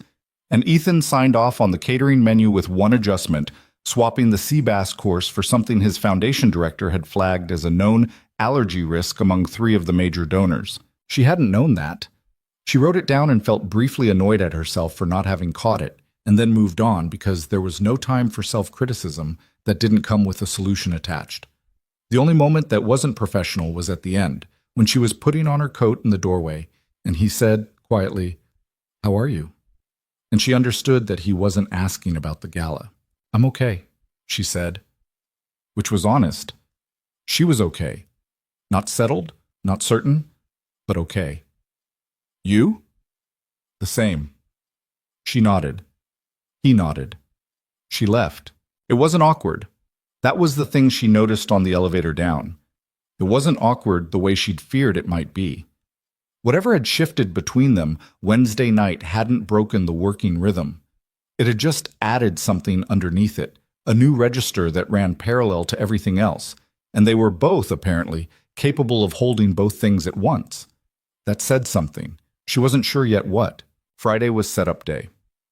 She arrived at the penthouse at 7 in the morning with Priya, the lighting designer, and a catering crew of 12, and the next 10 hours were the specific organized chaos of an event taking shape, furniture arriving in pieces and leaving as arrangements, cables disappearing under flooring panels, the florist's team constructing centerpieces at a folding table they'd set up in the kitchen, while Ethan's regular chef stood to the side with the expression of a man watching strangers rearrange his living room.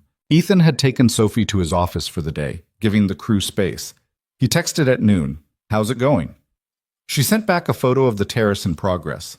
The stage frame up, the lighting rigs beginning to take shape, the covering deployed above it all against a gray November sky. His response came in 20 seconds. Better than I pictured. She typed back, "Of course it is," then deleted the "of course" because it sounded like she was showing off, and sent just, "It'll be good." He sent back, "It'll be more than good." She pocketed her phone and went back to arguing with the tent company's lead installer about the load capacity of the eastern railing for the speaker placement, which was a more urgent problem than whatever warmth she was currently managing in her chest. By 6 in the evening, the terrace was transformed. She stood at the far end and looked at it. The tables set, the stage lit, the centerpieces installed, the whole skyline framed behind it like someone had specifically designed New York to serve as the backdrop for this particular event. The amber lighting was exactly right, warm without being dim, the kind of light that makes people look like the best versions of themselves. Priya came to stand beside her. "This is the best thing you've done," Priya said. Not flattery. Just an observation from someone who'd seen enough events to calibrate. "It's the best space I've worked with." "You made it a space." Priya looked at her. "There's a difference." Lily let herself have 30 seconds of feeling good about it. Then she pulled out her checklist and started the final walkthrough. Ethan came back with Sophie at 7, after the crew had packed up and the space was quiet. Sophie walked onto the terrace and stopped completely. She turned in a slow circle, taking it all in. The tables, the lights, the city beyond the glass railing. Her face had that particular quality of total absorption that children bring to things that genuinely impress them, the kind that hasn't yet learned to protect itself with cool. "Lily did this?" she said. "Lily did this," Ethan confirmed. He was looking at Lily when he said it. Sophie walked to the center of the terrace and stood very still, and Lily watched her and thought about a 7-year-old who'd spent weeks at New York Presbyterian and the foundation that funded places like it, and the fact that tomorrow night the people in this room would give money that mattered to children who needed it, and she felt the particular completeness of work that's connected to something real. "It's good," Sophie said finally. Coming from Sophie, who did not give compliments for their own sake, this was significant. "Thank you," Lily said. Sophie turned and looked at her with those direct dark eyes. "Are you going to be here tomorrow night?" "I'll be here all night. I'm running the event." "I mean—" Sophie stopped. Something moved across her small face, careful, the way children are careful when they're trying not to want too much. "Are you going to still be here, after?" The question had more weight than its 7 words. Lily crouched down so they were eye level. "I'm here right now," she said. "That's real." Sophie looked at her for a moment, nodded once, with the resolution of someone accepting an incomplete answer because it's the honest one. Then she went inside to show Ethan the centerpiece she'd decided she liked best. Lily stood on the terrace alone for a minute. The city hummed below. November wind came in cold at the edges of the covering. She thought, "I'm here right now."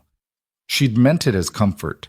She understood standing there that it was also a problem, that she was here, that she'd been here in all the ways that mattered, and in approximately 36 hours the contract ended and the here would stop.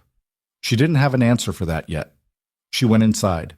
Ethan was in the kitchen pouring Sophie a glass of water and listening to a detailed explanation of why the centerpiece with the white flowers was superior to the one with the greenery. He looked up when Lily came in, and the look lasted about 2 seconds, but it was the kind of 2 seconds that carries a lot of information. "Are you staying for dinner?" Sophie asked Lily. "I should get back," Lily said. "Early morning tomorrow." "We're having pasta," Sophie said, as if this resolved the argument. Lily looked at Ethan.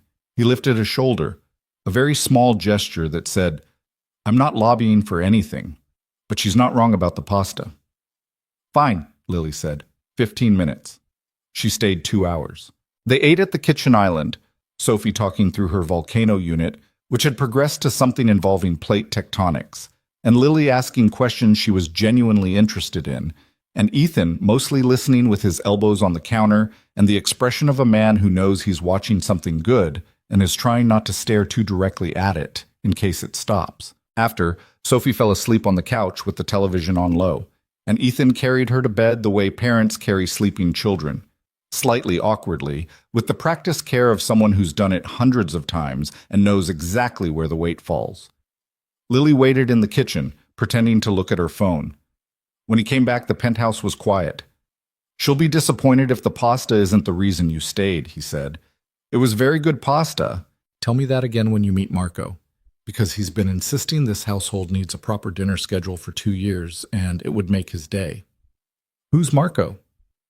The chef you had to relocate to the kitchen island today. He looked at the florist team like they were personally offending him.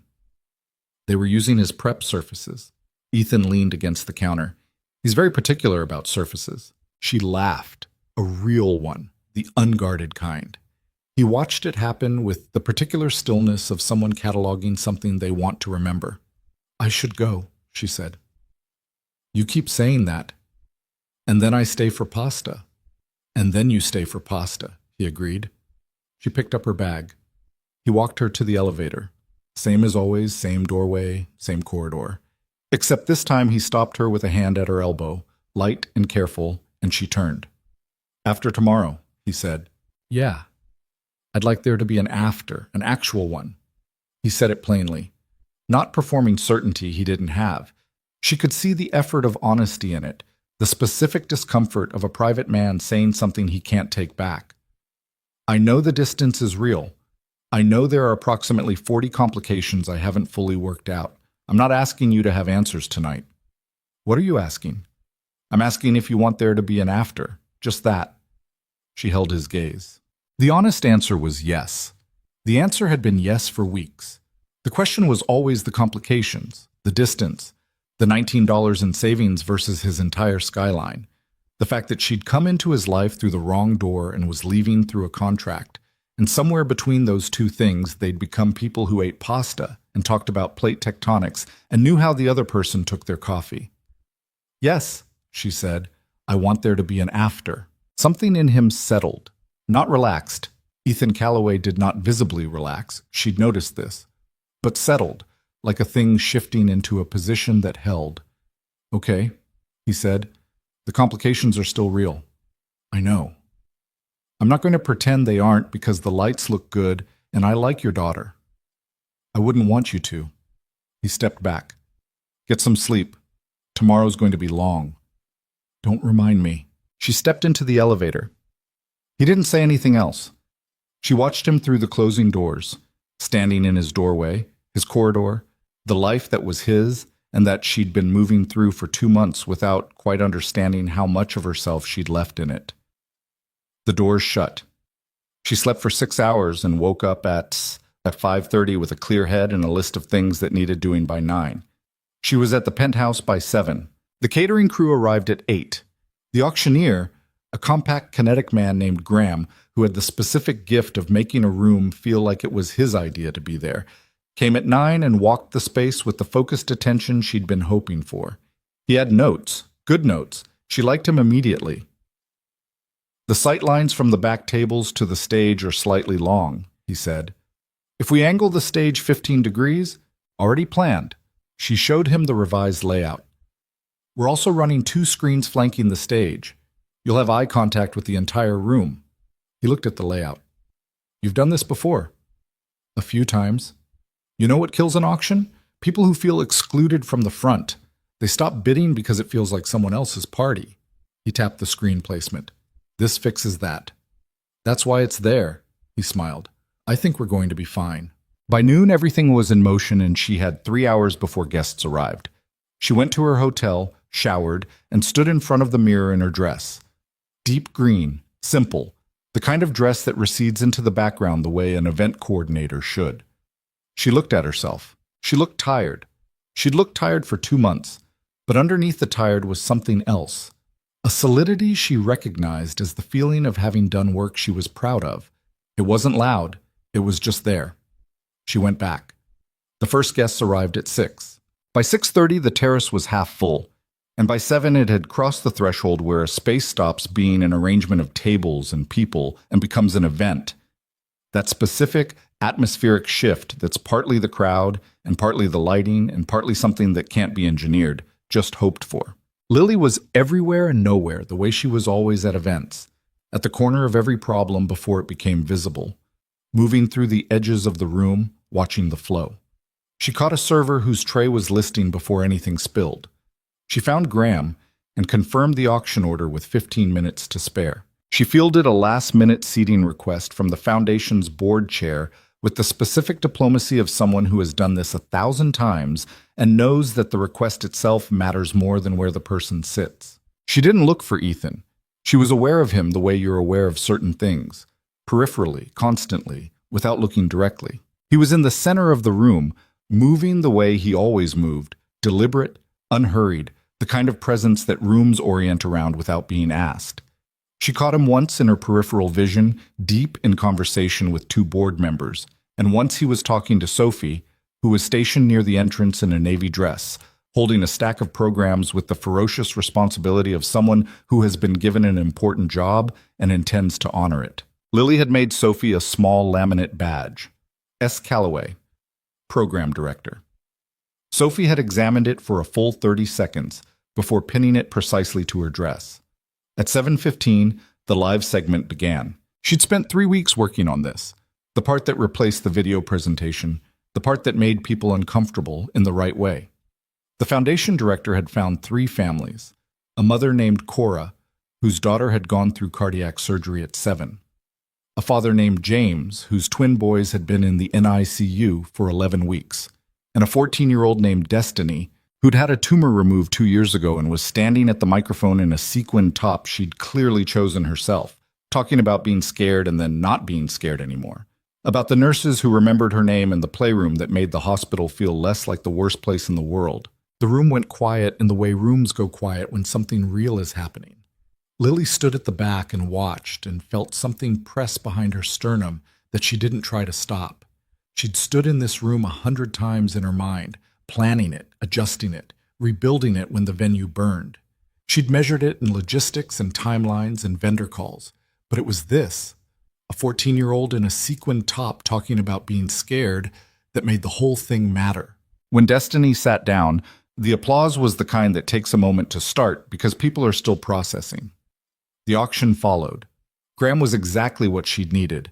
He moved through the lots with a comedian's timing and a salesman's instincts, and he read the room the way she'd hoped, sensing when to accelerate and when to pause and let a bidding war breathe. The back tables were in it from the beginning, which almost never happened. She watched the numbers climb on the foundation's live counter. At 8:45, Ethan took the stage for the closing remarks. She'd heard him speak in professional settings, at the conference, at donor meetings, the specific modulated authority of a man who's learned to use his voice precisely. This was different. He stood at the microphone in his dark suit and looked at the room, and then he didn't give the speech she'd seen in the draft. He set the cards down. "I had remarks prepared on," he said. "I'm going to put them aside because I think they were mostly about telling you how important this work is, and you already know that. You've been sitting in this room for the last 2 hours, and you heard Destiny, and you don't need me to explain importance to you." A brief pause. "What I want to say is something smaller. A year ago, I was doing this from habit, not without meaning. The meaning has always been real, but from habit, the motion of something you've done long enough that you stop feeling the weight of it." The room was completely still. "Someone reminded me of the wait this year," he said. "Someone who walks into a room and immediately sees every part of it that isn't working, and then fixes it without announcing that she's fixing it." He paused. "She also walked into the wrong hotel room one night in Chicago and didn't apologize for it nearly as much as she thought she did." Lily froze. There was a wave of laughter from the crowd. Warm, confused. The laughter of 400 people who don't know the story but recognize the shape of one. "What I mean to say," Ethan continued, "is that the best things that have happened to this foundation this year, the best things that have happened in my life this year, started with someone saying yes to a contract she had no reason to trust, and then doing the work so completely that I stopped being able to imagine the space without her in it." He was looking at the room, but she knew, the specific way you know without evidence, that he knew exactly where she was standing. "The foundation's goal was $2.3 million tonight," he said. "The current total is 2.6. The applause that followed was loud enough to feel it in the chest. Lily pressed the back of her hand to her mouth and looked at the ceiling for a moment. 2.6. She'd been tracking the counter, but not the total. She'd been too busy watching the flow of the room. $2.6 million for pediatric care, For Destiny and the twins and Cora's daughter and every other kid in some hospital somewhere who needed the room to feel less like the worst place in the world. She breathed. Then she put her hand down and went back to work, because the event wasn't over and there was a dessert service to coordinate. She found Sophie near the entrance at 9:30, sitting on a small chair that someone, she suspected Graham, who had correctly identified Sophie as a kindred spirit, had found for her. Her program stack was down to 3 copies. She was watching the room with the alert, evaluating attention of someone who has been paying close attention for hours and is not yet tired of it. "How many did you hand out?" Lily asked, sitting beside her. 112. Sophie said it precisely. 3 people took 2 each by accident, and I told them, but 2 of them kept the second one anyway. That happens. It shouldn't. Sophie considered this. They said thank you, at least. That counts for something. Sophie looked at the room, at the people, at the skyline beyond them, New York doing what it always did, enormous and indifferent and somehow, from up here, also beautiful. Lily. Yeah? Dad talked about you in his speech. He did. He was nervous before it, Sophie said. He does this thing when he's nervous. He rolls his left sleeve up and then down again. He did it 3 times backstage.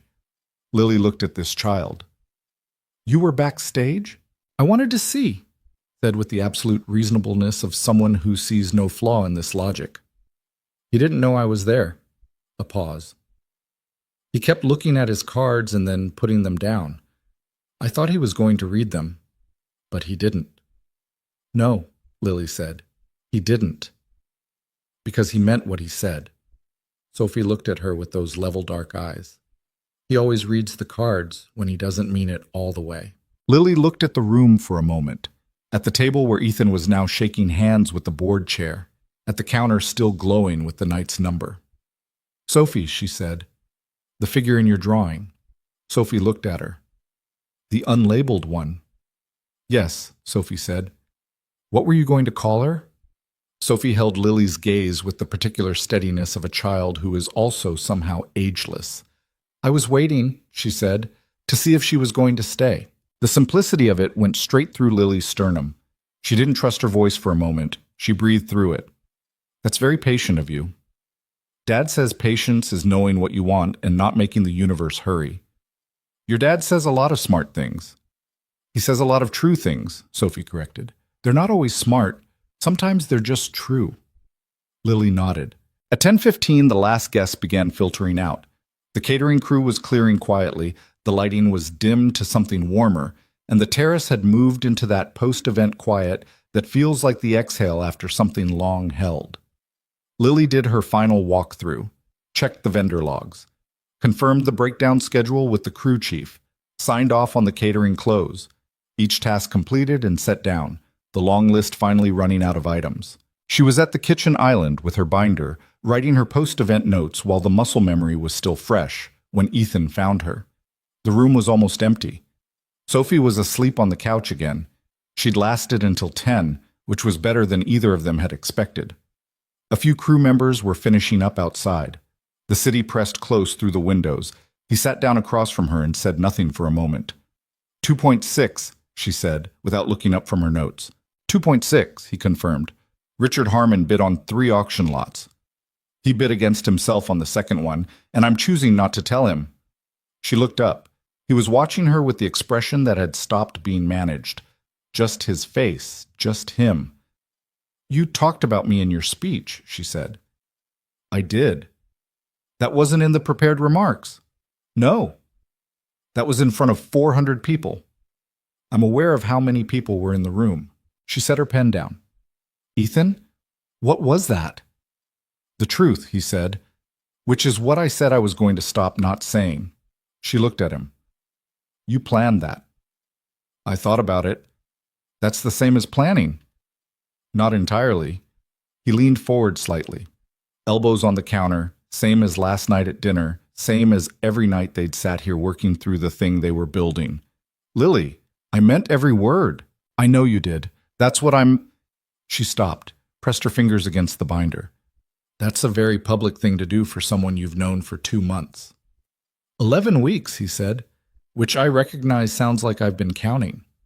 Have you been counting? I remember when things start. He said it simply. It's a habit. I noticed when you stopped apologizing for having opinions in our meetings. I noticed when Sophie stopped using her full formal voice with you and started talking like she does when she's comfortable. I noticed. He stopped. I notice things. It's not romantic. It's just how I work. And you noticed all of those things. Yes. And then you stood up in front of 400 people and told them. Yes. She looked at him for a long moment. That terrified you, she said. It wasn't a question, a pause. Somewhat, he said, which from Ethan Calloway was the equivalent of completely. She thought about him putting the cards down, about Sophie watching from backstage as he rolled his sleeve up and down, about the specific bravery of a private man choosing to be unmistakably visible. I have $19 in my savings account, she said. He blinked. What? Approximately, give or take. She held his gaze. I'm telling you that because you should know what you're... This isn't... She exhaled. I'm not in your world, Ethan. I work in it. Those are different things, and I need you to know that I know that, and I'm not confused about it. And whatever happens after tonight, Lily, his voice was quiet, I know who you are. You know what I can do? I know who you are. He said it again, more deliberately. I know you raised your niece when you didn't have to. I know you stayed at a job that didn't deserve you because it was stable, and stability mattered more than pride. I know you cried in the elevator in Chicago. Don't make that face. The concierge mentioned it weeks later, and He stopped. I know you stayed in my kitchen last night for 2 hours because Sophie asked you to, and you would have stayed whether I was here or not. She was very still. I know your savings account number is not relevant information, he said, and I also know you're bringing it up because you're scared.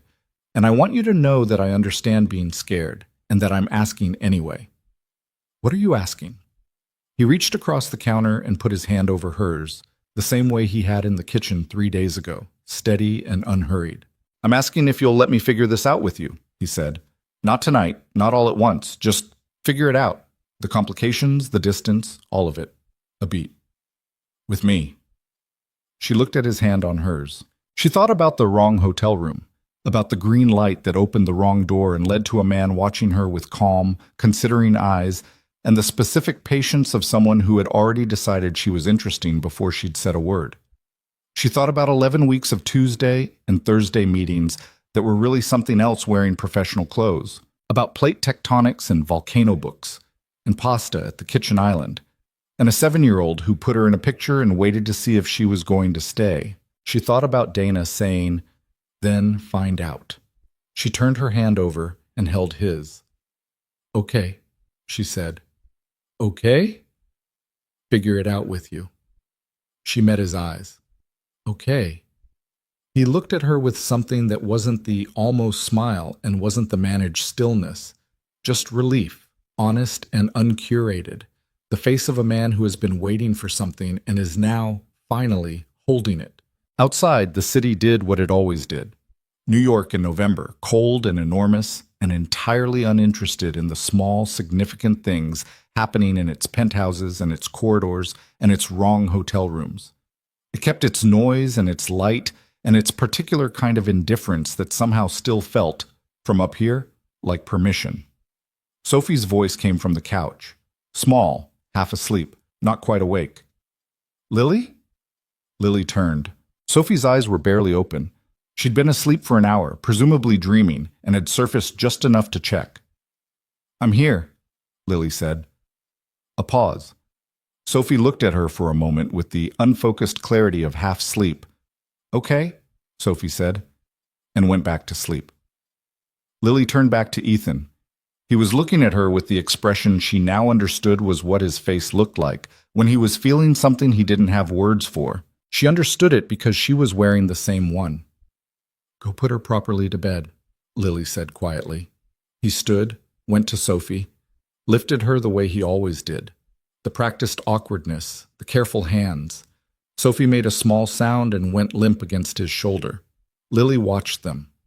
She thought about drawings with unlabeled figures and the word waiting and the particular kind of patience that knows what it wants and doesn't make the universe hurry. She looked out at the city, $2.6 million. A terrace she'd built out of a disaster. A little girl who'd trusted her with the honest things. A man who'd put his cards down and told the truth in front of 400 people because he'd decided the truth mattered more than being careful. She thought, this is what the city looks like from up here. And she thought, I'd like to see it again. She flew back to Chicago on Sunday morning. Ethan had offered the car service. She'd taken it because she was tired enough that refusing felt like performance rather than principle, and she was done performing things. The car picked her up at 7, and she sat in the back with her binder in her lap and her shoes off and watched. New York moved past the windows in its gray November way, the streets still half empty, the sky the color of old dishwater, the city looking for once like a place where ordinary people lived ordinary lives, which she knew was a lie but appreciated anyway. She texted Ethan from the airport, 2.6. You should feel good about that. He replied in 4 minutes. We should. She looked at the word we for longer than was probably necessary. She boarded the plane. The flight home felt different from the flight out, which had been 47 minutes of trying to talk herself out of things she already knew. This one was quieter. Not resolved. She wasn't naive enough to call anything resolved. There were still approximately 40 complications he'd mentioned himself, and she'd been sober enough to count closer to 60. But settled, the way you feel after a decision that was hard to make and turns out to be the right one, or at least the honest one, which sometimes amounts to the same thing. Maya was at the apartment when she got home. She launched herself at Lily from the hallway in the specific full-body way of a 6-year-old who has been waiting for several hours and has no interest in playing it cool. You were gone so long, Maya said into her shoulder. 4 days. That's long. I know. Lily held her. She smelled like Dana's shampoo and something crayon-adjacent. I brought you something. Maya pulled back. The New York thing? The New York thing. It was a snow globe, but not the one she'd bought on the street 2 months ago. That one had been an impulse. This one was from a proper shop near the hotel, Manhattan skyline inside, and when you shook it, the snow fell in a way that was actually satisfying rather than immediately settling into a clump at the bottom. Maya shook it, watched the snow, shook it again. It's good, she pronounced. High praise. Dana was in the kitchen making coffee and pretending not to have watched the entire exchange. She handed Lily a mug when she came in and said nothing for a strategic moment. So, Dana said. So. The speech. Lily looked at her.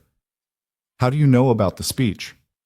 Because Priya, your audio coordinator, follows the Callaway Foundation on social media, and apparently someone filmed part of it. Dana picked up her own mug. It's had about 40,000 views since last night. Lily set her mug down. 40,000. The wrong hotel room thing is very popular in the comments. Dana looked at her with the expression she'd been refining for 15 years. The one that said, I knew this was going to happen. I'm not saying I told you so. I am absolutely saying I told you so. Are you okay? I don't know. Lily was honest. I think so, yes.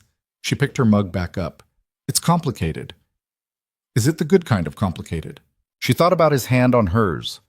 Sophie asleep on the couch. Okay. The word we. Yeah, she said. I think it's the good kind. Dana nodded once, satisfied, and let it go. This was one of the things Lily loved most about her. She knew when to push and when to trust that the ground had been covered. The following Monday, Lily went into her office. She'd thought about this on the plane, not in a dramatic way, not with a grand gesture already scripted, but with the practical clarity of someone who has been given a correct view of their own situation and can't unsee it. Ethan had said, weeks ago, stop protecting them. She'd filed it and not forgotten it, the way she filed most things he said. She requested a meeting with Marcus Holt's supervisor, not Marcus, his supervisor. And she sat in the chair across from a woman named Ellen Briggs, who ran the event management division and who had, Lily suspected, been watching Marcus's patterns for longer than she'd let on. I want to talk about attribution, Lily said, not angry, not emotional, just factual. I have documentation going back 14 months. Ellen looked at her. I think we're overdue for this conversation. It took 40 minutes. Lily laid it out, The seating arrangement, the Morrison event, the spring conference, the consistent pattern of work that left her hands and arrived in meetings under Marcus's name. She wasn't performing injury, she was just precise. At the end, Ellen said, "What do you want from this?" "I want it to stop," Lily said. "And I want a title that matches what I actually do. If that's not possible here, I'd like to know now." She was promoted to senior event coordinator within the week. Marcus was moved laterally to a role with significantly less access to her work. She told Ethan on Thursday, not as a triumphant announcement, just in the course of a phone call that had become, somehow, a daily thing, the way certain habits form without announcement. He called in the evenings, usually after Sophie's bedtime. She talked while she made dinner or sat on the kitchen floor with her back against the cabinets, the same position she'd been in months ago when she first admitted to herself that she was in trouble. "Good," he said when she told him about the promotion. Simple and direct. "It's a small thing." "It's not a small thing. You asked for what you were owed." A pause. "That's not small. Most people don't do it." "I had a conversation with a very annoying billionaire who told me to stop protecting people who didn't deserve it." "Very annoying," he said, and she could hear the shape of it. Not quite the almost smile, the real one. The one she'd watched evolve across 11 weeks until it stopped being guarded. "How's Sophie?" she asked. "She finished the volcano unit. She's now very invested in tectonic plates." She mentioned. She asked when you were coming back. Lily looked at the kitchen, at Maya's drawing on the refrigerator. A crayon figure labeled Maya and a taller one labeled Lily, and a third one that Maya, unprompted, had labeled Eaton's friend in the spelling of a 6-year-old who was confident, if not accurate. She hadn't pointed it out to anyone, but she knew it was there. "I don't know yet," she said. "That's an honest answer. I'm trying to give more of those." I noticed. A beat. "For what it's worth, I'd like the answer to become sooner." "I know you would. And I'm not trying to pressure—" "Ethan." She leaned her head back against the cabinet. "I know you're not. I know what this is." "What is it?" She thought about it. "It's two people who are both a little scared and decided to try anyway." A pause. "That's what it is?" He was quiet for a moment. "Yes," he said. "That's what it is." They talked for another hour, which was longer than either of them intended, and neither of them tried to end. The weeks that followed were not a fairy tale, which was fine with both of them, because fairy tales require a specific suspension of the laws of reality that neither Lily nor Ethan had much patience for. What they were instead was this: two people learning each other across distance, which is one of the stranger and more specific forms of intimacy available. The way you fill in the blanks differently when the person isn't in the room. The way conversation carries more weight when it has to substitute for presence.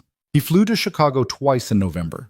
The first time was a business trip that he extended by a day, and they had dinner at a restaurant she chose, in a neighborhood she knew, and she felt for the first time the small power of being on her own ground, the way a city becomes armor when you've lived in it long enough. He looked at the neighborhood with the attention he brought to everything, and she watched him look and thought, "This is who I am, outside of a penthouse." She wanted to see if it changed anything. It didn't seem to. The second trip was not a business trip at all. He just came. And they walked through Lincoln Park in the cold and talked and got bad coffee from a cart near the water, and he met Maya. This was the part Lily had thought about most. Not him meeting her. She'd handled introductions before, but the specific weight of it, the fact that Maya was not peripheral.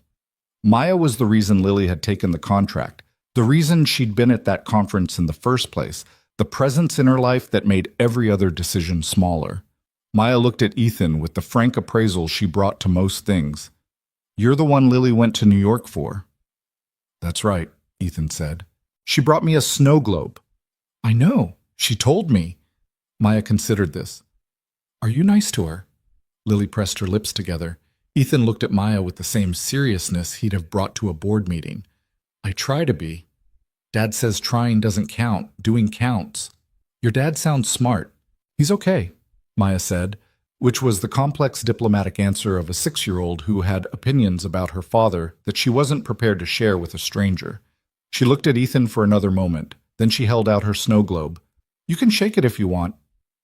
Ethan took it, shook it, watched the snow fall with genuine, unselfconscious attention. "That's satisfying," he said. "I know." Maya said, pleased. That was more or less the introduction. Lily had expected it to be harder or bigger or to require more. It turned out that a 6-year-old's requirements were simpler. Not easier, but simpler. Be real. Be present. Don't perform. He'd passed without trying, which she thought was probably the right result. She took Maya to New York in December. Not a big trip.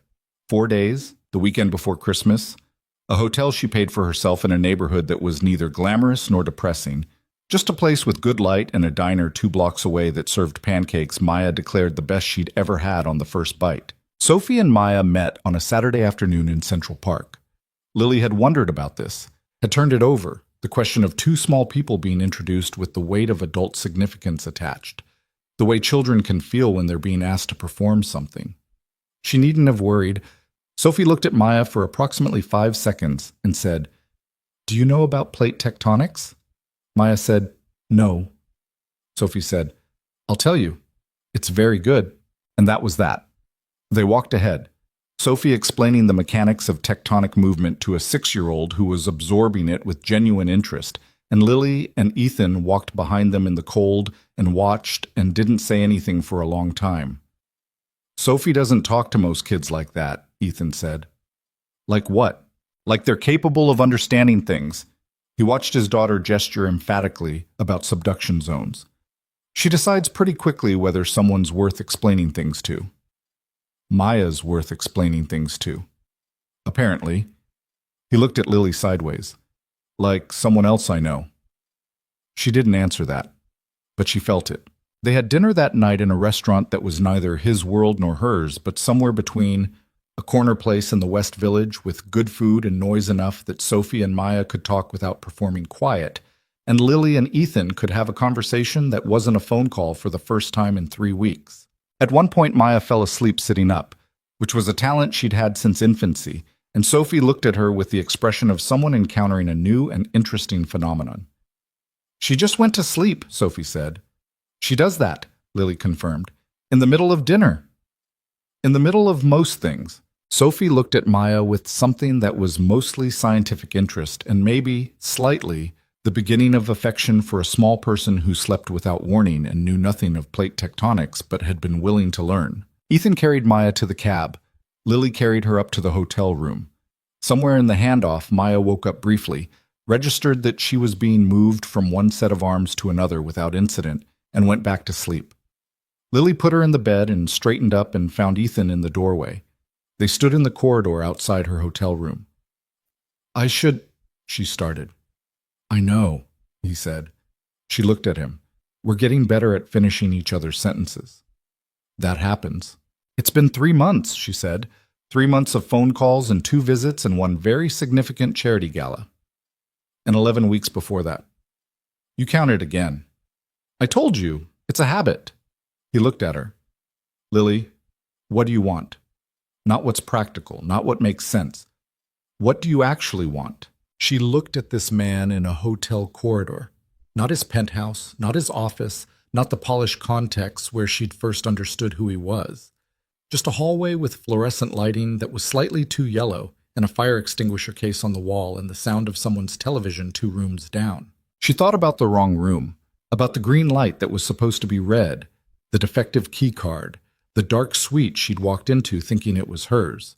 She'd spent months understanding that the mistake was actually the beginning of something, which was the kind of thing that sounded like a greeting card and turned out to be simply, stubbornly true. But she also thought about this. The wrong room worked because of what happened after it. Not the accident, but the decisions. His decision to sit down across from her in a hotel cafe. Her decision to take the contract. His decision to tell the truth in front of 400 people. Her decision to say, "Okay, figure it out with me." Accidents don't make love stories. People do. "I want what I said I wanted," she said. "To figure it out. With you." A pause. "But I also want to tell you that I'm done treating it like a provisional thing, like it might not work, so I should hold part of myself back in case it doesn't." She held his gaze. "I'm not built for provisional. I've tried it. It makes me worse at everything." He looked at her for a moment.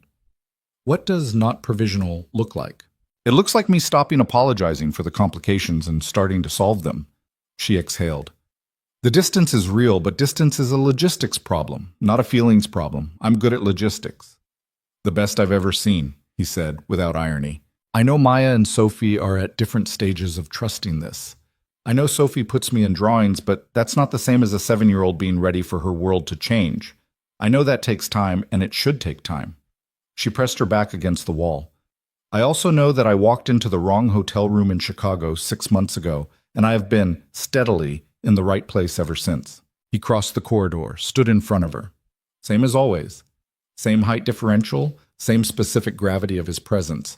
The thing she'd cataloged and stopped trying to uncatalog. Lily. His voice had that quality, the one that wasn't managed. Yeah, I love you. She held very still.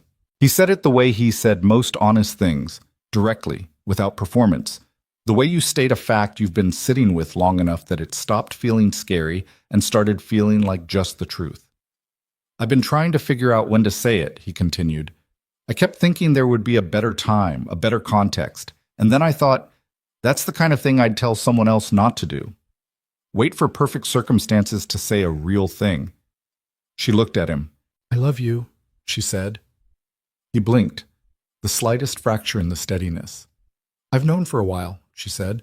I've just been careful. Careful, she agreed.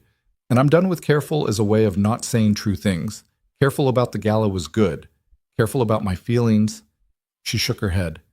It was just expensive. He kissed her in the corridor with the yellow fluorescent light and the television 2 rooms down, and it was nothing like an event she'd planned, and nothing like a penthouse in Manhattan, and nothing like the wrong hotel suite in Chicago. It was just a hallway, just 2 people. It was enough. It was more than enough. They worked out the logistics over January and February the way Lily worked out most logistics, methodically, honestly, with a clear acknowledgement of the problems before attempting the solutions. The distance was the first thing. Chicago to New York was not insurmountable. It was a short flight or a long day, and they'd already been doing it. But doing it indefinitely as a permanent structure wasn't a life. It was an arrangement, and neither of them wanted an arrangement. She didn't move immediately. That was the first thing they agreed on. No dramatic gesture that bypassed the practical questions and created new problems. She had a job, a lease, a 6-year-old who was enrolled in school and attached to her teacher and her neighborhood. Maya's life didn't get restructured because 2 adults had reached a conclusion. What happened instead was slower and more real. Lily began building a client base in New York. Priya made introductions. The Callaway Foundation Gala was a credential that opened doors, and she had 3 consulting contracts signed by February and a 4th in discussion. She started looking at apartments in Brooklyn, in the neighborhood where her hotel had been in December, because she liked the light and the diner and the feeling of it. Not Ethan's building, not his world, hers, that would become connected to his. Ethan's assistant, Andrea, who Lily had come to understand was both hyper-competent and quietly invested in this outcome, helped her navigate the moving logistics with the same calm efficiency she brought to everything. Lily had thanked her once, and Andrea had said dryly, I've been with Mr. Callaway for 7 years. He's been better since September. I don't need thanks. I need this to continue. Lily had laughed for a solid 30 seconds.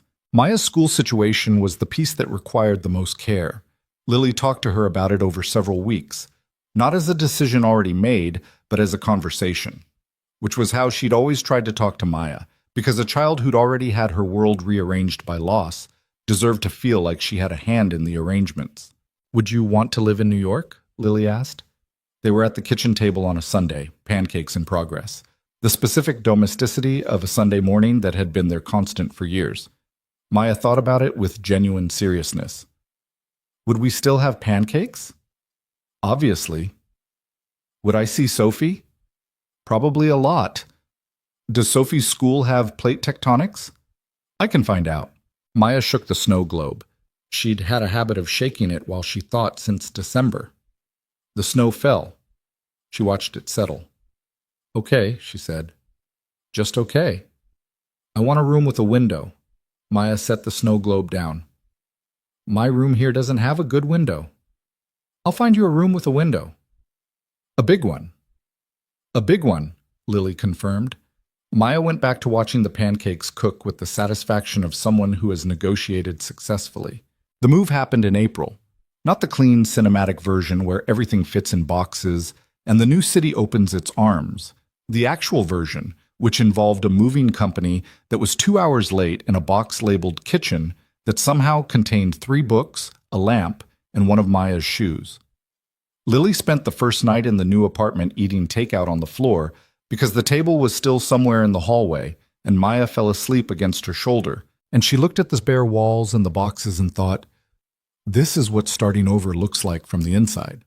It wasn't beautiful, but it was real, and it was hers. Sophie came to see the apartment 2 days after the move, with the evaluating eye she brought to everything.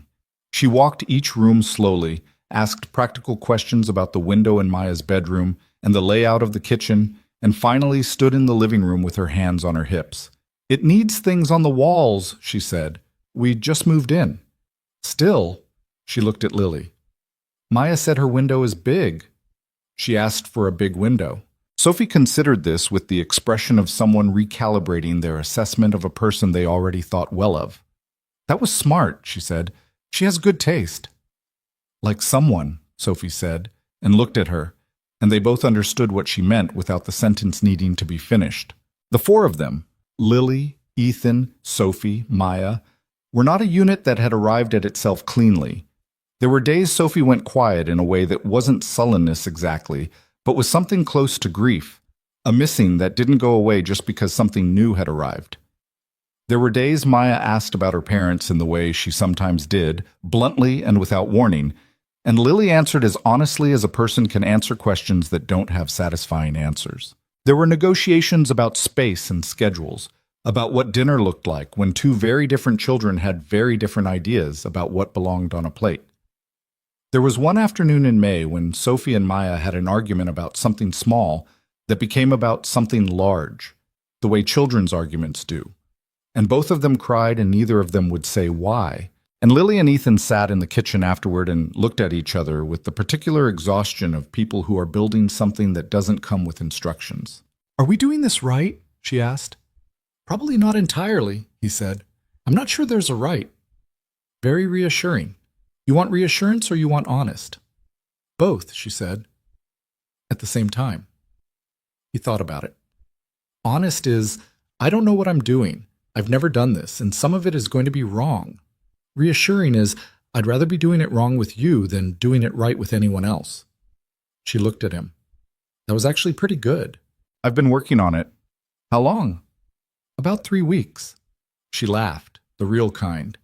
He smiled. Not the almost smile, not the managed one. His actual face. They were going to be okay, not because it was easy or fated or any of the things stories like to claim about themselves, but because they were both showing up, and showing up imperfectly, and continuing anyway. That was the thing Lily understood now that she hadn't fully before. Love isn't the feeling. The feeling is just the beginning. Love is the decision you make at 7 in the morning when you're tired and someone needs something and you'd rather be asleep, and you do the thing anyway. It's the conversation you have instead of avoiding, the truth you say instead of the careful version, the room you choose to stay in. She'd walked into the wrong room. She'd built a life in it. One evening in June, the city warm now, spring having done its usual reluctant transition into something that finally felt like summer, Ethan took her and Sophie and Maya back to Chicago for a weekend trip. It was Sophie's idea, actually. She'd been curious about the city since Lily had talked about it, and Maya had described Lincoln Park in the specific terms of someone who had strong opinions about parks, and Sophie had decided she needed to investigate. They stayed at the Alderton Grand, same hotel, different rooms, adjacent ones, both on the 14th floor, well away from the 24th. On the second evening, after Sophie and Maya had been put to bed in the girls' room with the television on low and the negotiated compromise of one more episode of a nature documentary about deep-sea creatures, Lily and Ethan were in the corridor. He took her hand and they walked to the elevator, rode up to the 24th floor. She knew where they were going before he pressed the button, and she stood beside him in the elevator and didn't say anything. The hallway was identical to every other hallway in the building. Long, gold-lit, doors repeating in both directions. They stood in front of room 2416. She looked at it. The brass numbers. The card reader. The ordinary door that led to the first morning of everything. I think about that night sometimes, she said. What do you think? I think I was so tired I could barely see straight. She looked at the door. I think if I hadn't been that tired, I would have double-checked the number. If you double-checked the number, none of this. Yeah. She was quiet for a moment. I also think, I've thought about this a lot actually, the accident wasn't the thing. The accident just put us in the same room. Everything after that was a choice. He looked at her. You chose to sit down in the cafe, she said. I chose to take the contract. You chose to put the program cards down. I chose to turn my hand over. She met his eyes. The accident was a door. We're the ones who walked through it. He was quiet for a moment. That's true, he said. I know. She looked at the door one more time. I just wanted to say it, because the accident is going to be a story we tell. The wrong room, the defective key card, it's a good story. She turned to face him. But I want us to know that we did this, not a mistake. Us. He looked at her with the expression she'd stopped trying to catalog because it was just his face now. The one she knew, the real one, without any of the management. He pulled her in. She pressed her face against his jaw, same as she had the first night in his kitchen, and he held her in a hallway on the 24th floor of a Chicago hotel while the city did its indifferent luminous thing beyond the windows, and they stood there for a while. We should go back down, she said eventually.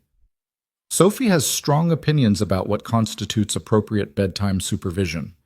She has strong opinions about everything. She comes by it honestly. He made that sound. The short, genuine laugh she'd first heard months ago in his kitchen and had understood even then was rare. They walked back to the elevator. She pressed the button. The light came on. The doors slid open, gold and ordinary, the kind of elevator you ride without remembering you've ridden it. She stepped in. He stepped in. The doors closed. They went back down to their floor, back to the room where Maya was probably not asleep, and Sophie was definitely running commentary on the deep-sea documentary. Back to the ordinary, complicated, imperfect evening of 2 adults and 2 children, and a life that had been built, carefully and messily, out of a wrong turn and a series of right ones. The elevator opened. They walked out. Behind them, the doors slid shut. Somewhere above them, on the 24th floor, room 2416 sat empty and unremarkable. Just a hotel room, just a door, the way all doors look before you understand what's on the other side of them.